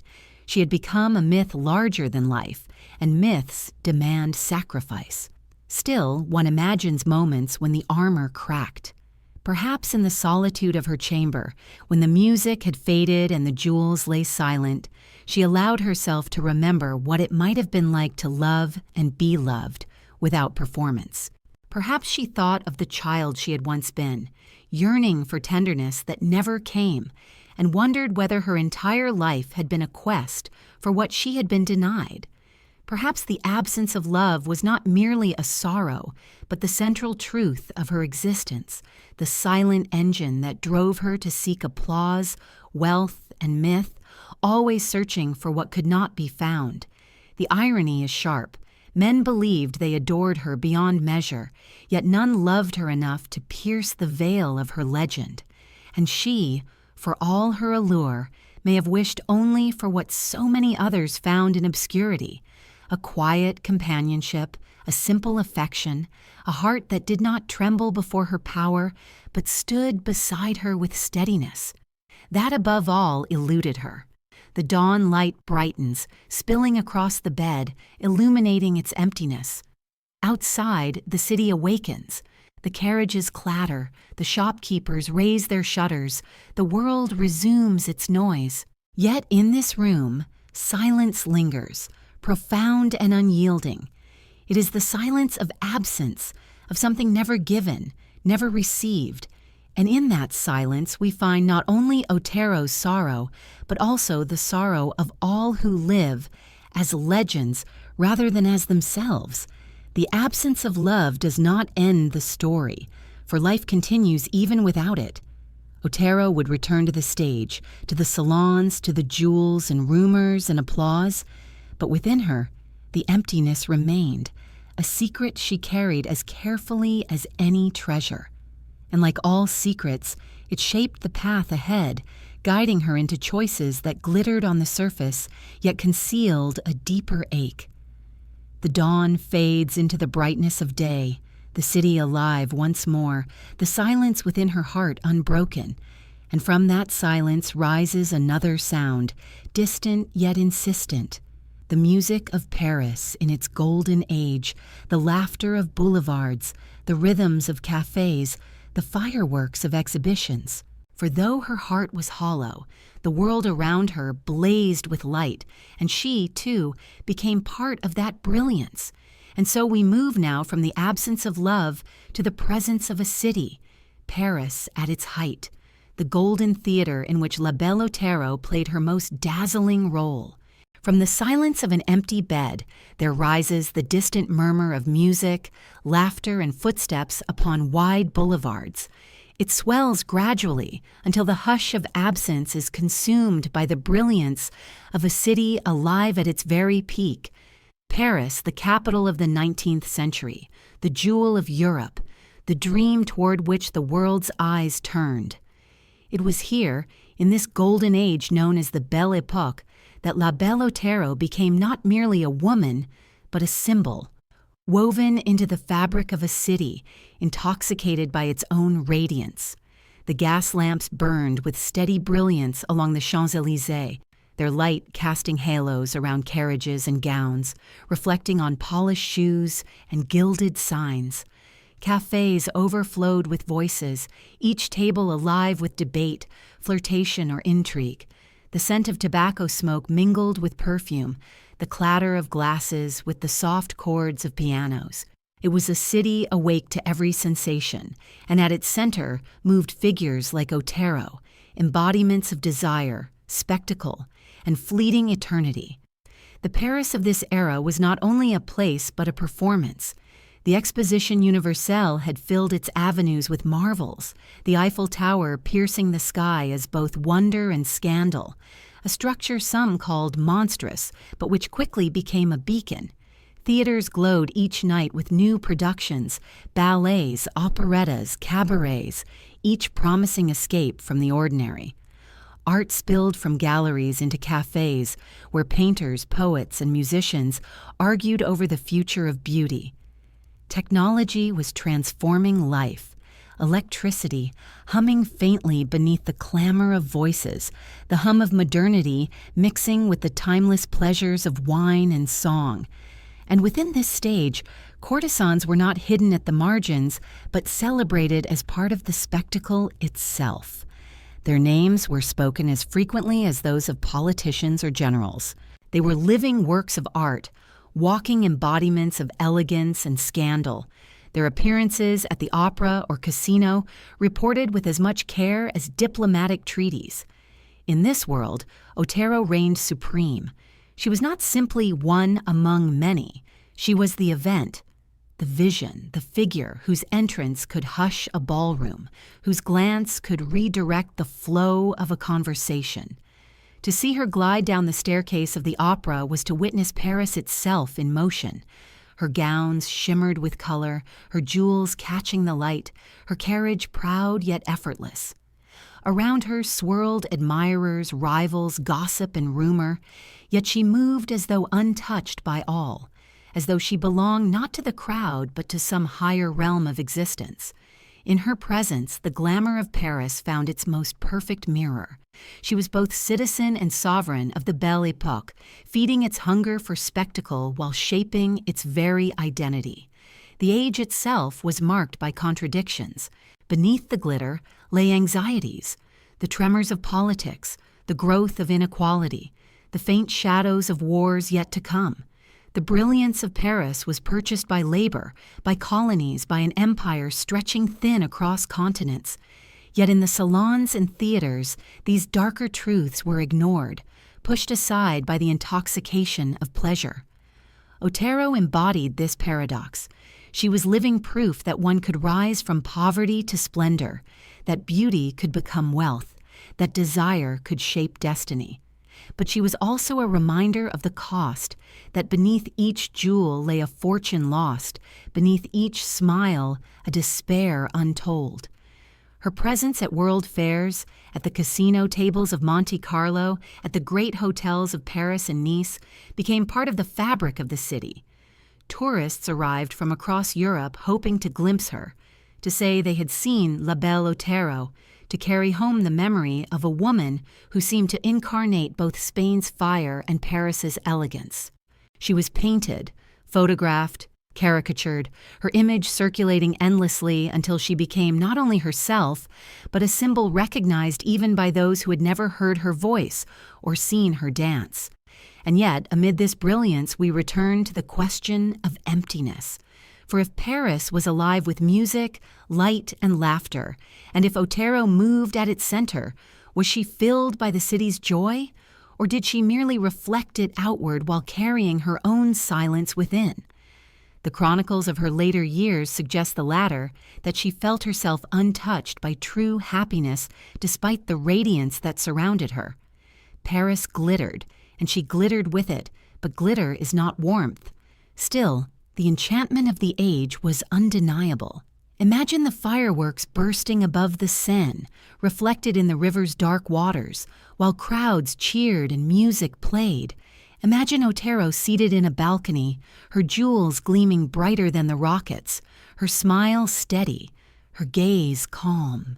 Around her, men and women exclaim in wonder, their eyes lifted to the sky. Yet for many, their glances return again and again to her, as though she were the true firework, the living spectacle brighter than any display. The Belle Époque has long since passed, yet in memory it remains golden, a time when Paris seemed eternal, when beauty and pleasure were worshipped as gods. And within that golden memory, Otero is forever preserved, moving gracefully through halls of light, her laughter mingling with music, her presence indistinguishable from the city itself. She was not merely a participant in the age, she was one of its emblems, its faces, its eternal images. The music drifts outward once more, fading into softer notes as though the city itself sighs with contentment at its own brilliance. But brilliance requires masks, and Paris was a city of disguises. Behind the lights and the laughter, shadows lurked, truths concealed. And Otero, too, was a master of disguise, a woman who lived not only through performance, but through masks, each gesture calculated, each glance designed.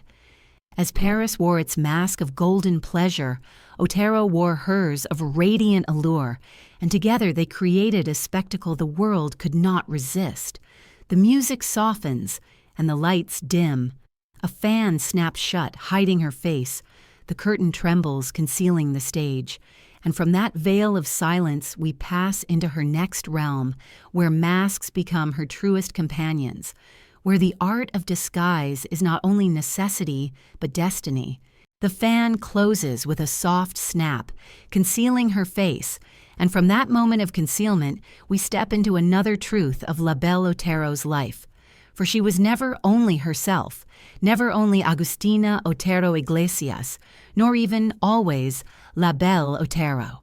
She was a woman of masks, and each mask was a carefully chosen veil, some spun from silk and jewels, others from silence and gaze. In an age where appearance was power, and where reputation could mean fortune or ruin, the mask was her most essential possession. Paris itself thrived on masks. The masquerade balls, with their painted faces and plumed disguises, were only the most obvious symbols of a city that lived by illusion.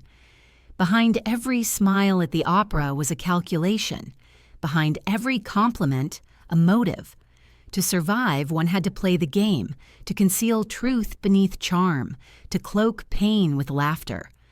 Otero, who had risen from the hardships of Galicia to the highest salons of Europe, understood this better than anyone. She wore her masks not only on stage, but in life, crafting each appearance as if it were a performance. There was the mask of the dancer, fiery and unrestrained, embodying the exotic rhythms of Spain. There was the mask of the courtesan, aloof yet inviting, demanding gifts without ever seeming to demand. There was the mask of the woman of society, regal in her gowns, silent in her superiority, radiating an aura of unattainability.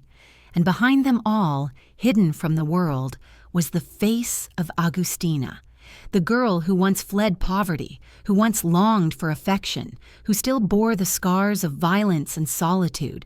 That face few, if any, ever saw. To wear a mask is to gain protection, but also to lose freedom.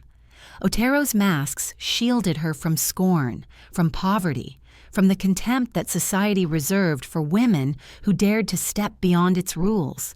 But they also imprisoned her, for she could never remove them without risking all she had built.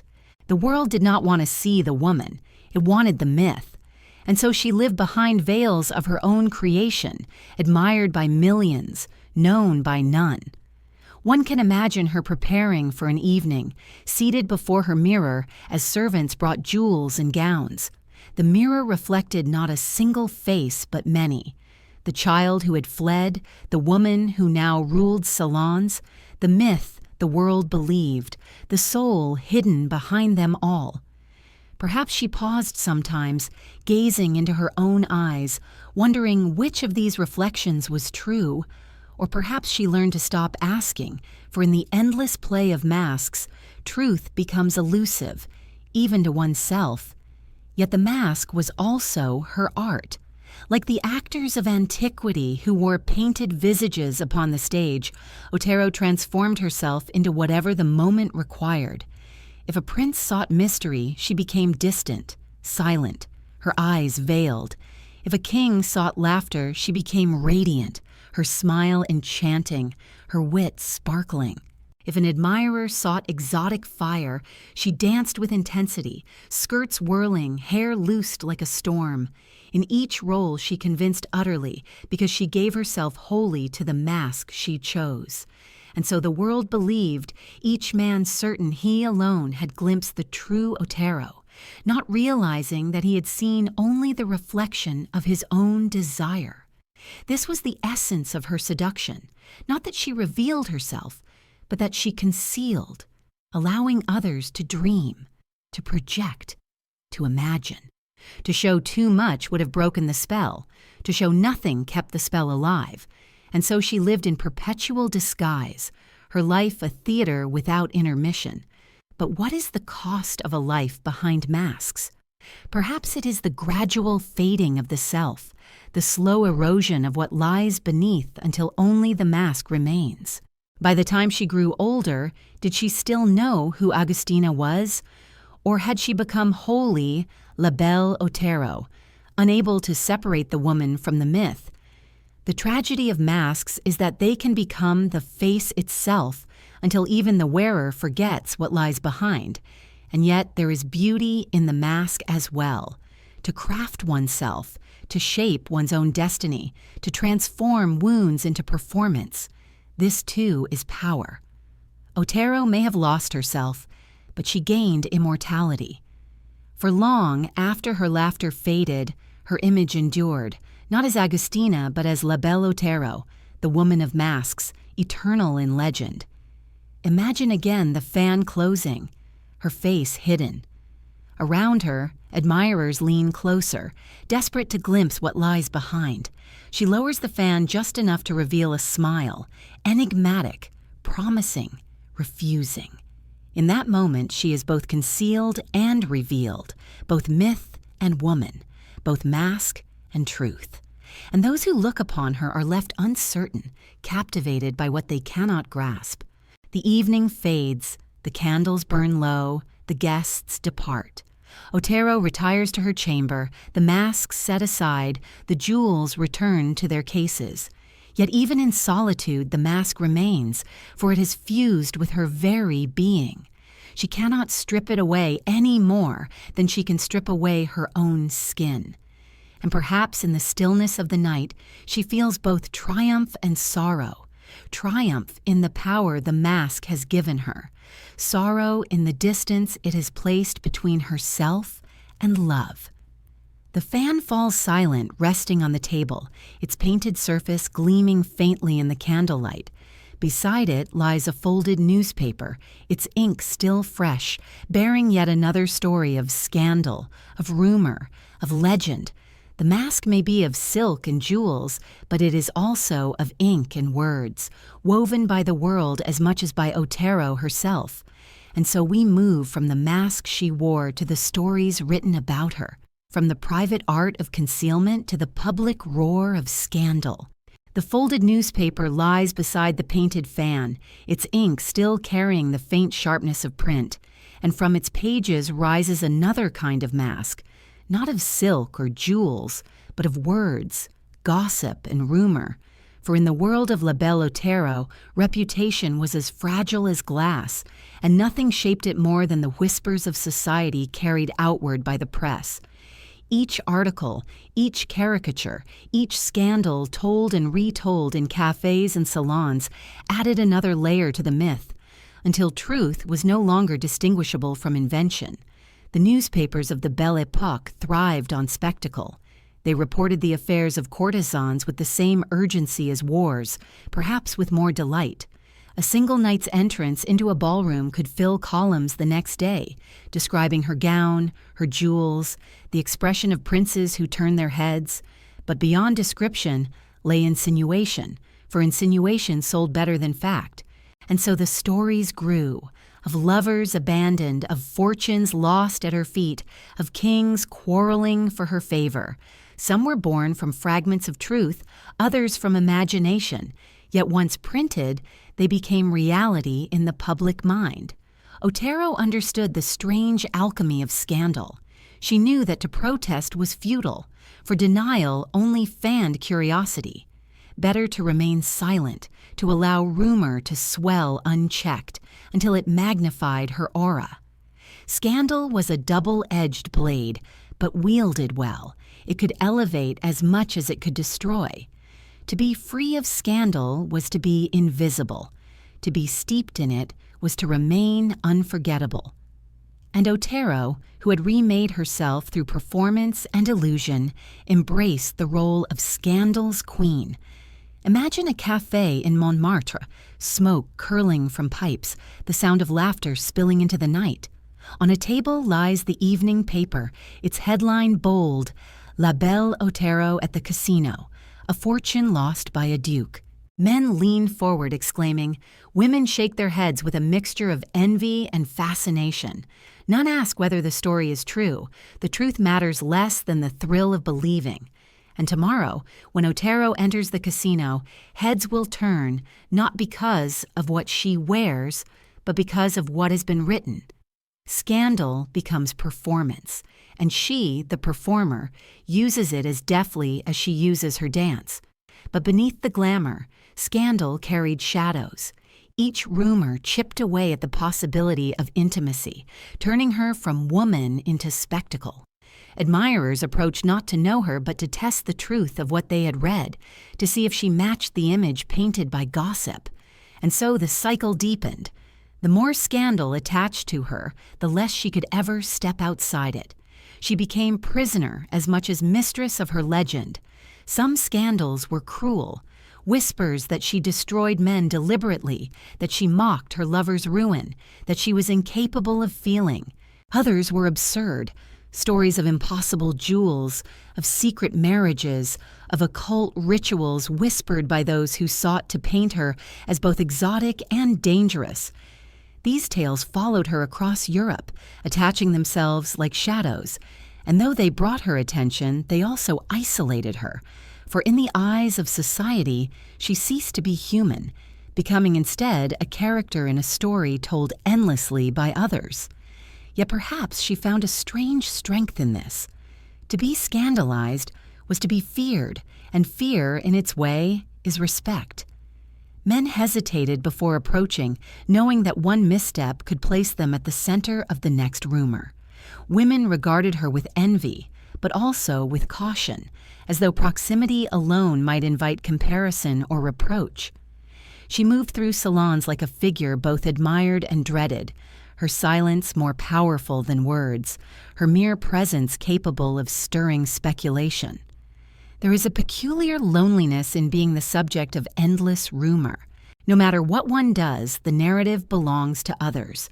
Otero may have lived 1,000 moments unseen, moments of quiet, of doubt, of gentleness, yet these never reached the pages of the papers. What endured were the tales of excess, of scandal, of ruin. Thus her life became unbalanced in memory, the myth outshining the woman, the rumor drowning the truth. Perhaps she accepted this as inevitable. Perhaps she even believed it was better to be remembered falsely than forgotten entirely. But rumors are restless things. They grow, they twist, they demand renewal. And in time, the world grew hungry for fresh stories, for novelty beyond Otero. Younger women emerged, new beauties appeared, and scandal shifted its gaze. For Otero, this was the beginning of another struggle, not merely against rivals, but against time itself, against the fading of a legend that had burned so brightly. Still, for a long while, scandal served her. It kept her name alive, ensured her place in the salons, secured her fortune. She danced with it as she danced with men, never letting it seize her fully, always spinning it into allure. And if it cost her truth, she paid willingly, for she had long since learned that truth was a fragile coin compared to the glitter of myth. The folded newspaper rests again upon the table, its ink drying, its rumors already spreading through the city. Outside, the night deepens, and the stars shimmer faintly above the boulevards. But even the stars fade by dawn, and scandal, too, is fleeting. As the years passed, as rivals multiplied and beauty shifted to new faces, Otero felt the slow retreat of her power. The salons that once clamored for her presence grew quieter. The newspapers turned to fresher scandals. The applause dulled. And so we move now from the roar of rumor to the hush of decline, from the glittering noise of scandal to the soft settling of dust upon forgotten theaters. The newspaper folds closed, its rumors drifting into silence, and in that silence another image arises. A theater long after the audience has departed, its velvet seats dim beneath dust, its stage empty except for shadows. Once the hall had trembled with applause for La Belle Otero, once her name had echoed from every balcony, once the chandeliers seemed to glitter only for her. But time is patient, and applause fades, and even the brightest lamps flicker when new stars step into view. The slow retreat of her reign began not with a single fall, but with a gradual dimming, as though her legend, once blazing, were gently consumed by twilight. She had lived as though youth and beauty could endure forever, but rivals multiplied. Younger faces appeared upon the stages of Paris and Monte Carlo. New courtesans stepped into the salons with fresher charm. The newspapers that once filled their columns with her jewels began to devote space to others. The caricaturists, eager for novelty, turned their pens to new subjects. Otero still shone, but she no longer blinded. The world that had adored her was already turning away, hungry for the next enchantress. Imagine her walking once more into a ballroom. The chandeliers gleam as always, the music swells, the gowns shimmer. She enters, her jewels catching the light, her carriage still regal. Heads still turn, but not all. Whispers follow, but not with the same fervor. The younger women glance with measured envy, but also with quiet relief. The queen is aging. The throne may soon be vacant. For beauty is cruel in its impermanence, and society, ever restless, seeks freshness more than memory. Did Otero feel this shift? Surely she must have. She was too keen, too experienced in the art of attention not to notice when glances lingered less, when gifts diminished, when silence replaced rumor. Perhaps she responded with greater extravagance, adorning herself with even more jewels, gambling with even greater recklessness, laughing louder, moving with renewed fire upon the stage. Yet beneath the glitter, the truth could not be denied. Time was claiming her, as it claims all, and with time came weariness. To live always in performance is exhausting. To guard oneself with masks is draining. To maintain a myth against the erosion of years is a battle few can win. Otero had built her life on allure, but allure demands constant replenishment, and the heart that fuels it was already tired. Perhaps she longed for rest, for quiet, for a life without performance. Yet what was left for her beyond the stage, beyond the salons, beyond the applause? To step away was to face emptiness. To remain was to endure decline. The slow retreat was not sudden ruin, but gradual exile. She withdrew from the great theaters, appeared less often at the salons, spent more time in the casinos of Monte Carlo, as though the spinning wheel might distract her from the silence of fading fame. There, among the green tables and the click of chips, she still found an audience of sorts, but it was a harsher one, indifferent to beauty, attentive only to fortune. At the roulette wheel, she was no longer the goddess of kings, but a woman playing against chance. Her jewels turned into wagers, her once limitless wealth slipping through her fingers. The dust on the empty theater is a symbol, but it is also a reality. The seats that once bore admirers grew cold, the programs yellowed with age, the stage curtains closed upon her name. Younger dancers took her place, their skirts whirling, their eyes gleaming, their names whispered with the fervor once reserved for Otero, and as the applause for them rose, the memory of her applause diminished until it lingered only in faint echoes, remembered by those whose hair had already turned gray. How does one bear such retreat after having held kings at one's feet? Did she rage against it, or did she accept it with resignation? Some accounts speak of bitterness, of a woman who mocked her rivals even in age, dismissing them as shallow copies. Others speak of sadness, of loneliness, of a weary soul who confessed in private that love had never touched her. Perhaps both are true, for decline is never singular. It brings with it pride, denial, sorrow, and reflection, all mingled in the same breath. There is a cruelty in society's forgetfulness. The same world that once adored her now gossiped of her downfall, now whispered of her solitude, now laughed at her losses at the gaming tables. Scandal that once fed her myth now served only to erode it. She became a figure of curiosity, a relic of a vanished age, admired less for her beauty than for the stories of what she once had been. To live long enough to become a memory of oneself is perhaps the hardest fate of all. Still, even in retreat, there was a strange dignity. She carried herself with the same proud tilt of head, the same measured gait. She did not vanish entirely, but lingered, as though refusing to surrender her crown, even if it had lost its luster. And in this persistence there was something heroic, the defiance of a woman who would not bow to time, who would rather face ruin at the roulette table than obscurity in silence. The dust in the empty theater thickens, softening the red velvet into gray. The chandeliers hang dark, their crystals dull. Outside, the streets carry the noise of new names, new stars, new scandals. The world moves on, indifferent. Yet within that abandoned space there lingers still a faint echo of her voice, her laughter, her applause. Legends, even in retreat, never vanish entirely. They haunt the places they once ruled, like shadows that refuse to fade.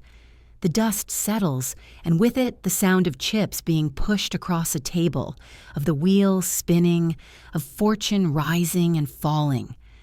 From the retreat of the theater, we pass into the den of chance, into the world of Monte Carlo, where Otero sought not applause, but distraction, where her fortune was wagered against time itself. The dust upon the empty theater drifts into silence, and from that silence arises another sound, the click of ivory chips, the murmured voices of croupiers, the faint spin of a wheel as it whirls beneath chandeliers. It is the sound of Monte Carlo, the gambler's den, where fortunes are lost in the turn of an instant, where hope and despair sit side by side at every table. And in this place, amid velvet curtains and mirrored walls, La Belle Otero sought her final stage. No longer adored for her dance or her jewels alone, she now lived by the rhythm of chance, staking her fortune as though each spin might recapture the thrill of applause. The casino was itself a theater of illusion. Its halls glittered with gold leaf and marble. Its chandeliers rained down light like frozen music. Men in black coats and women in gowns leaned over the tables, their eyes fixed on cards and dice, each convinced that fate could be persuaded to smile. Outside, the Mediterranean whispered against the rocks, but within the casino time itself seemed suspended, as though day and night were irrelevant before the eternal spin of fortune. For Otero, this was a familiar stage, an audience of eyes, the promise of triumph, the danger of ruin. Yet here, the applause came not in ovations, but in the clatter of winnings, the hushed gasp of loss. She entered with the same poise she once carried into ballrooms. Her gowns, though older now, still shimmered beneath the lights, her jewels catching the eyes of those who recognized her. Whispers followed. There goes La Belle Otero, once mistress of kings. Some whispered in awe, others in pity, others still with morbid curiosity. For she was no longer the invincible queen of beauty, but a woman who had turned her throne into a roulette wheel, staking her wealth, her memory, her very self upon the fall of a small white ball. Why did she gamble so recklessly? Was it boredom, a hunger for the thrill that applause no longer gave? Was it despair, the emptiness of a life without love, without renewal? Or was it something deeper still, a recognition that her whole life had been a game of chance, that fortune had lifted her from poverty to palaces, and that the wheel was only a mirror of her own destiny? Perhaps each spin was an echo of the journey that had carried her from Galicia to Paris, from Paris to the courts of kings, from glory to decline. To gamble was to relive her life in miniature, to wager everything again and again, even when she knew the odds were against her. At first, her fortune sustained her. She had amassed enough in jewels and gifts to play for years, to lose sums that would have destroyed others without immediate ruin. But the wheel is merciless, and the hunger to win grows insatiable. What began as distraction became obsession, and what had once been wealth became a dwindling memory. The casinos of Monte Carlo saw her jewels pass one by one across the tables, pawned, sold, transformed into chips that vanished with the spin of fate, pearls that once adorned her neck, diamonds that once lit her brow, estates and fortunes, all slipped away until little remained but the habit itself, the ritual of risk, the endless chase after chance. Imagine her seated at the table, her eyes fixed on the wheel, her hand trembling slightly as she placed her wager. Around her, men and women murmured, glancing with both admiration and pity. For even as she aged, even as her fortune vanished, she carried the remnant of her aura. She was still La Belle Otero, the woman who had danced for kings, who had ruined princes, who had lived as legend. And to watch her gamble was itself a spectacle, a performance as mesmerizing as her dances had once been. Each spin was another act in her play, each loss another echo of the tragedies whispered in her name. The wheel spins, the ball clatters, the croupier calls the number. Sometimes she wins, and her eyes flash with the old fire, a smile breaking across her face as chips are pushed toward her. Sometimes she loses and she leans back with a faint sigh, her expression unreadable, as though she were not surprised. But always she returns, always she plays again, for the game itself is the true prize, not the winnings.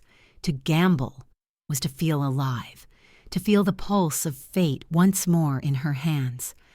Outside, Monte Carlo glittered with the glamour of the Riviera, the villas overlooking the sea, the gardens perfumed with orange blossoms. But inside the casino, Otero's world shrank to the green cloth of the tables, the spin of the wheel, the numbers whispered in her mind. The courtesan who once commanded empires was now a supplicant before chance, her fortune dwindling, her legend dimming. Yet even in this decline, there was something strangely fitting. For had not her whole life been a gamble? Had she not risked everything, again and again, on beauty, on performance, on the desire of men? Now at the wheel, she reenacted her life story in endless miniature, each spin a reflection of all that had come before. But the wheel is unkind to those who linger too long. In time, her fortune was gone, her jewels vanished, her estates lost. She remained but diminished, a figure still whispered about but with pity, rather than awe. The casinos that once celebrated her presence now tolerated her as a curiosity, an old woman moving from table to table, wagering the last remnants of her legend. She had become both spectacle and cautionary tale, the woman who had seduced kings reduced to chasing fortune on the spin of a wheel. And yet, perhaps even in this, there was a kind of triumph, for she had lived as she chose, without compromise, without surrender. If her end was lonely, if her wealth was squandered, it was still her end, lived according to her own rhythm. She had never belonged to anyone but herself, and if chance claimed her at last, it was only fitting, for chance had given her everything. The wheel spins one final time in our imagining, the ball clattering, the croupier's voice echoing. The chips are gathered, the table clears, the chandeliers dim. Outside the sea murmurs, eternal and indifferent, and from that sound of the waves, we step into another silence, the silence of years that followed, when the legend of La Belle Otero faded into obscurity, when the world moved on, leaving her to wander through memory alone. The roulette wheel slows, the croupier's voice fades, and beyond the gilded halls of Monte Carlo, there falls a silence more profound than any loss of fortune. It is the silence of years, long and unadorned, the years that follow when the world has turned its gaze elsewhere. For La Belle Otero, once the brightest flame of the Belle Époque, the decades that closed upon her life were marked not by applause or scandal, but by absence. The newspapers no longer wrote her name with urgency. The salons did not hush when she entered. The jewels that once sparkled at her throat were gone, their absence as stark as the emptiness of the beds she had once left behind. What remained was a woman, older now, carrying her memories like fading tapestries folded in a chest, precious, yet fraying. She had been a creature of spectacle, yet the world of spectacle is merciless. New stars rose, younger courtesans claimed attention, new scandals filled the papers. The Belle Époque itself dissolved into smoke and fire as Europe marched into war, and the world that had celebrated Otero disappeared in the trenches of 1914. The kings who once bent before her were gone, dethroned, exiled, or dead. The salons that had sparkled with gossip were shuttered, the ballrooms emptied, and Otero, once the symbol of an age, now belonged to the past, a relic remembered only by those who had lived through its brilliance. The Riviera, where she had once danced through nights of laughter and chants, became her place of exile. She lingered in Monte Carlo, haunting the casino halls, even when she had little left to wager. She wandered the streets of Nice, her figure diminished, her gowns no longer new. Some recognized her still, whispering as she passed, their voices tinged with pity. Others saw only an old woman, her legend invisible beneath the weight of years.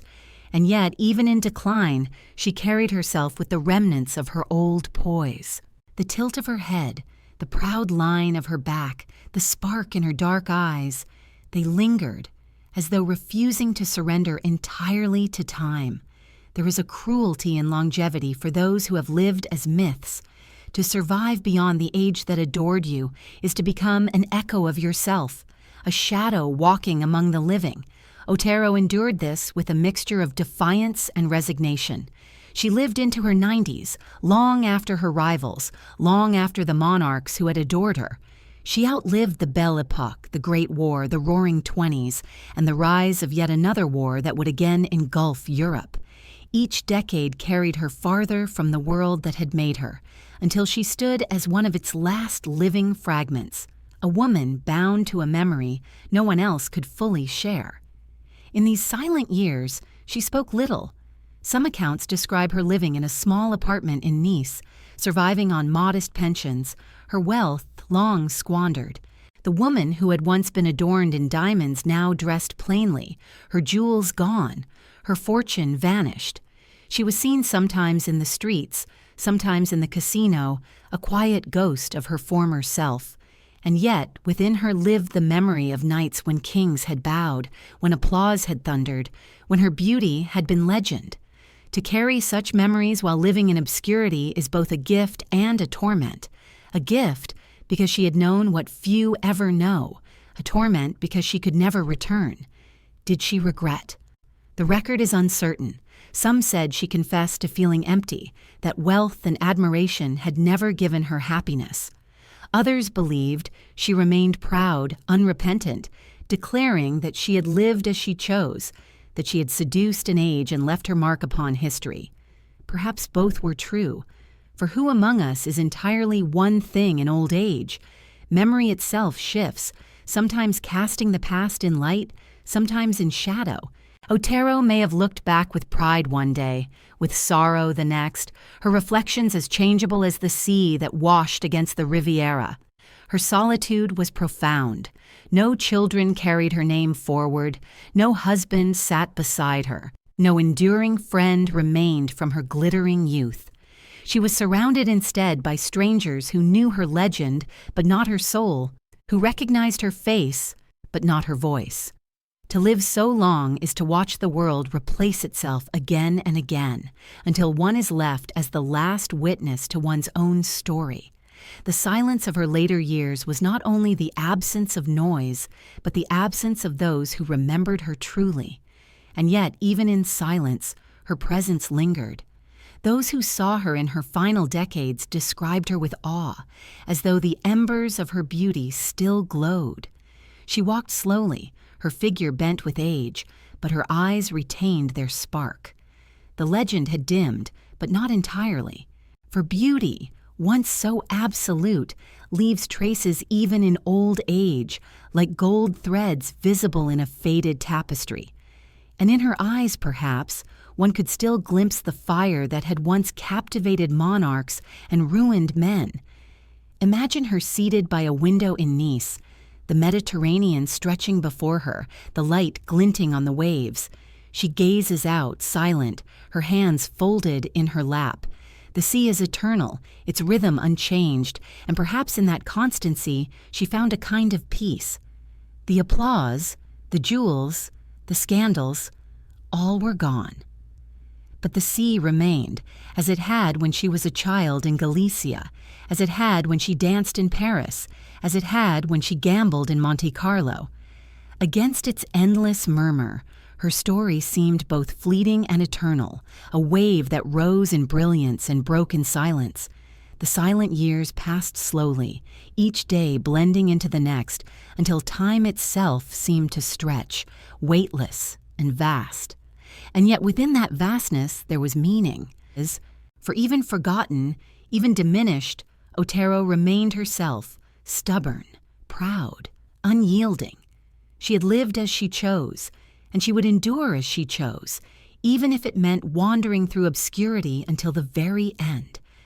The sea continues its whisper, eternal and unchanging, and from that whisper arises another sound, the rustle of pages, the voices of writers and chroniclers remembering her not as the old woman in Nice, but as the legend she once had been.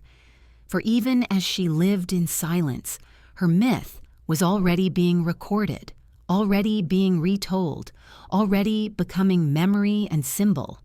And so we pass now from the quiet of her solitude to the echo of her remembrance, to the way she lived on in stories, even while she still walked among the living. The sea murmurs beyond her window, steady and indifferent, but from within that eternal sound rises a softer music, the rustle of paper, the scratch of pens, the murmur of voices recalling her name. Even as Otero herself faded into obscurity in the quiet streets of Nice, her legend endured elsewhere, retold in salons, recorded in memoirs, woven into histories of the Belle Époque. Memory began to lift her once more, not as the frail woman she had become, but as the dazzling courtesan, the dancer of fire and jewels, the femme fatale who had seduced kings. In this way, she became both present and absent in life, present in story. The myth of La Belle Otero was too vivid to vanish. It had been built not only by her performances, but by decades of rumor, caricature, and fascination. Writers found in her the perfect symbol of a vanished age, the Belle Époque itself, with its glitter and excess, its pleasures and perils, embodied in the arc of her life. She had risen from poverty to palaces, commanded kings, amassed fortune, then squandered it all, ending in loneliness and silence. Her story was irresistible, a parable of beauty's power and its fragility, a cautionary tale and a dream intertwined. Some chroniclers cast her as the destroyer, the woman who ruined men and reveled in their downfall. Others painted her with sympathy, as a victim of her own legend, consumed by the emptiness that fame and fortune could not fill. In truth, she was both and neither.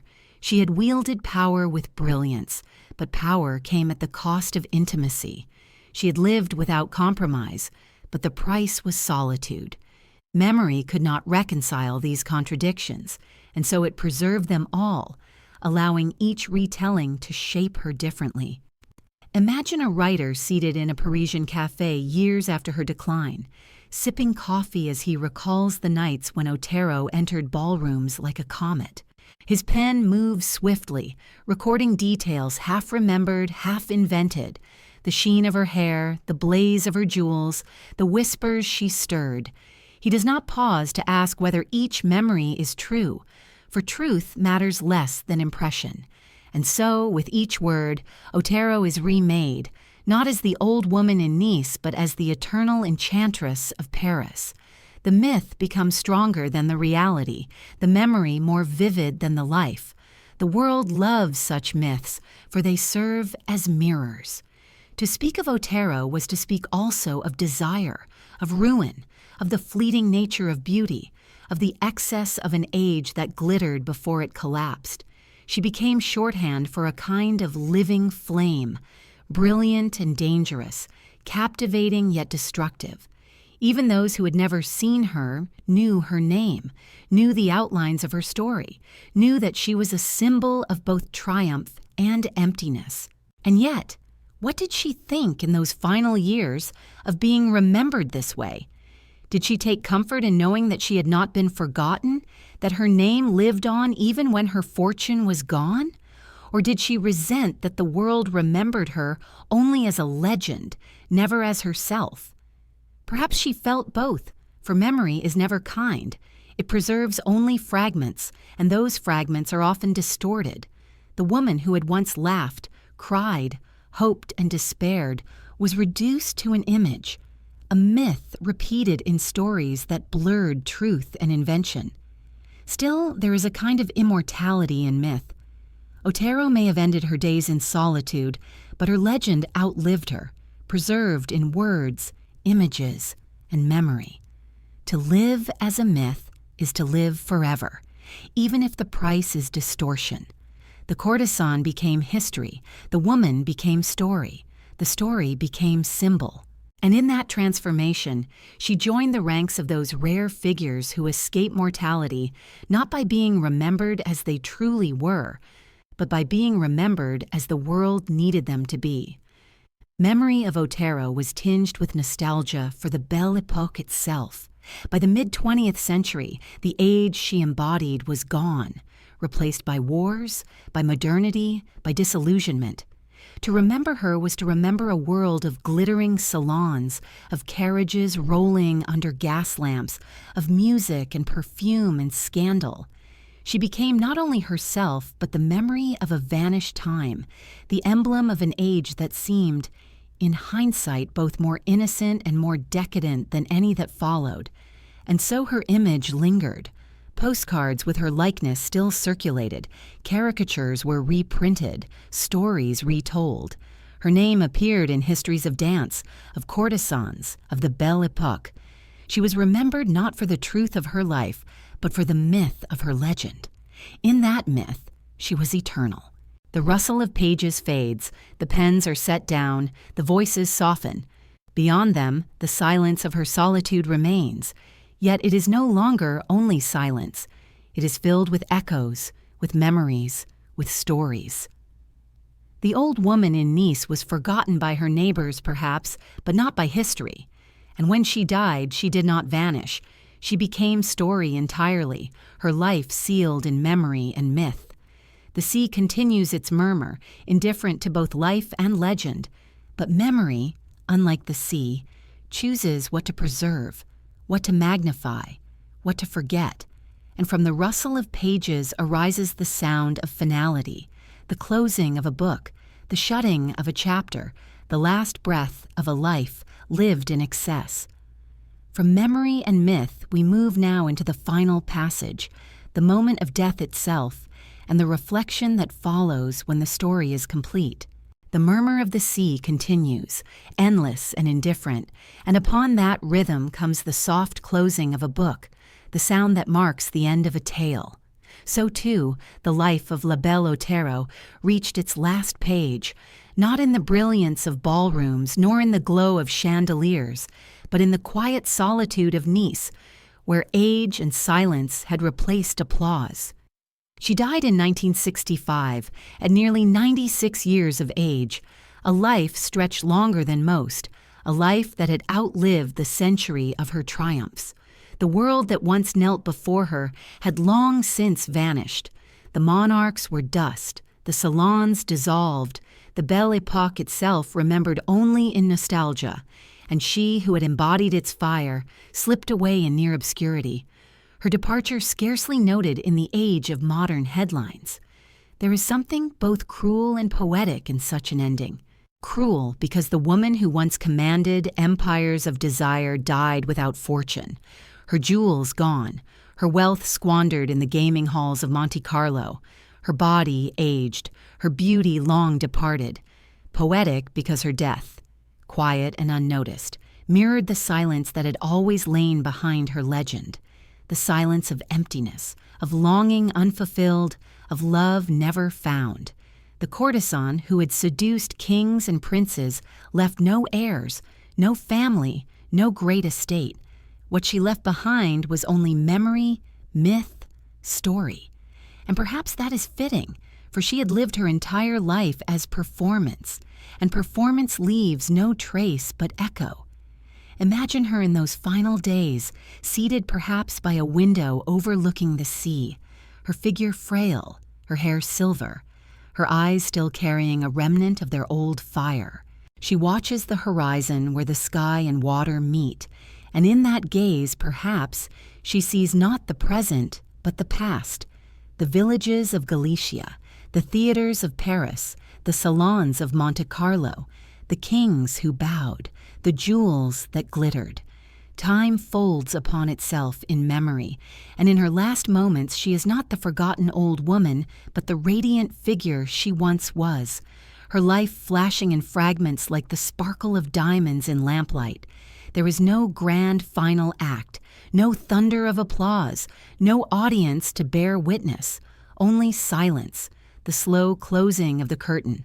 And yet, in that silence, one might sense a strange peace, for she had lived fully, had burned brightly, had carved her place in history. Few are granted such intensity of existence, fewer still such longevity. If her end was lonely, it was also serene, the calm that follows a storm. When the news of her death was reported, it was brief, almost perfunctory. A few lines in the papers recalling that she had once been the celebrated Belle Otero, famed courtesan of the Belle Époque. For most readers, her name was a memory, a relic of another world. Yet for those who remembered, or for those who had studied the age she embodied, her passing marked the final link to a vanished era. With her death, the Belle Époque seemed to fade further still, receding into history like the tide withdrawing from the shore. Her body was laid to rest in Nice, without pomp, without procession. No king stood at her grave, no courtiers wept. She departed as she had lived in her last decades, in obscurity, in silence. And yet perhaps the silence itself was appropriate, for her true legacy was not in the earth of a graveyard, but in the stories that had already taken flight, stories that would outlive her body and her age. She was no longer flesh, no longer woman, but entirely myth, entirely memory. It is tempting to call her life a tragedy, to say that she gained everything and ended with nothing. Yet tragedy is too simple a word, too final, too confined. Her life was richer, more ambiguous, both triumph and sorrow, both myth and emptiness. She was not destroyed by love, nor by scandal, nor by chance, but by time, as all are. and time, in its slow cruelty, left her with silence but also with immortality, for her legend was already secure long before her death. The sea murmurs still, as it did when she died, as it did when she was born, as it will when her name is spoken centuries hence. The waves erase footsteps upon the shore, but they cannot erase memory, for memory belongs not to the sea, but to those who tell stories, to those who remember. And in that remembrance, Otero endures, not as an old woman in Nice, but as La Belle Otero, the dancer of Paris, the courtesan of kings, the myth of the Belle Époque. The book closes, but another begins, for her death was not the end of her story. It was the beginning of her afterlife in legend. Writers, historians, storytellers, each has taken her tale and reshaped it, retold it, woven it anew. And so we pass from the end of her life to the continuation of her myth, from silence to memory, from reality to legend eternal. The book closes upon her life, yet another opens at once, for death did not silence the voice of La Belle Otero. Rather, it released her entirely into the realm of legend, where time cannot touch, where beauty never fades, where memory reshapes itself with each retelling. In this final space, one does not speak of the frail woman who died in Nice, nor of the poverty into which her fortune dissolved, but of the dancer who once held kings at her feet, the courtesan whose name was whispered across Europe like a spell. Her legacy is not in the dust of graves, but in the shimmer of stories, endlessly retold, endlessly reshaped, carried on like fragments of music in the wind. To reflect upon her life is to reflect also upon the age she embodied. The Belle Époque, with its glittering lights, its salons, its theaters, its excess, was not merely the setting of her story, but its partner. She was its flame, and it was her stage. To speak of Otero is to summon that vanished age, when Paris sparkled with illusions, when Monte Carlo gleamed like a jewel, when beauty seemed eternal though the shadow of war already crept nearer. Her legacy, then, is inseparable from that broader memory. She is not remembered in isolation, but as the face of a world that no longer exists. A world that now lives only in nostalgia and in the myths spun by those who seek to remember. What then do we see when we look back upon her? Do we see triumph or tragedy? Do we see a woman who conquered her time, or a woman consumed by it? Perhaps both, for her story resists simplicity. She rose from poverty, from the rough soil of Galicia, and made herself into a figure of fascination, adored by kings, worshipped by princes, feared and envied by rivals. In that rise lies triumph, and yet she ended alone, her fortune gone, her life marked by an emptiness no jewel could fill. In that end lies sorrow. To call it only one or the other is to miss the fullness of her existence. For her life was both flame and ash, both laughter and silence, both glory and emptiness. There is something universal in her story, though wrapped in the exotic colors of her age.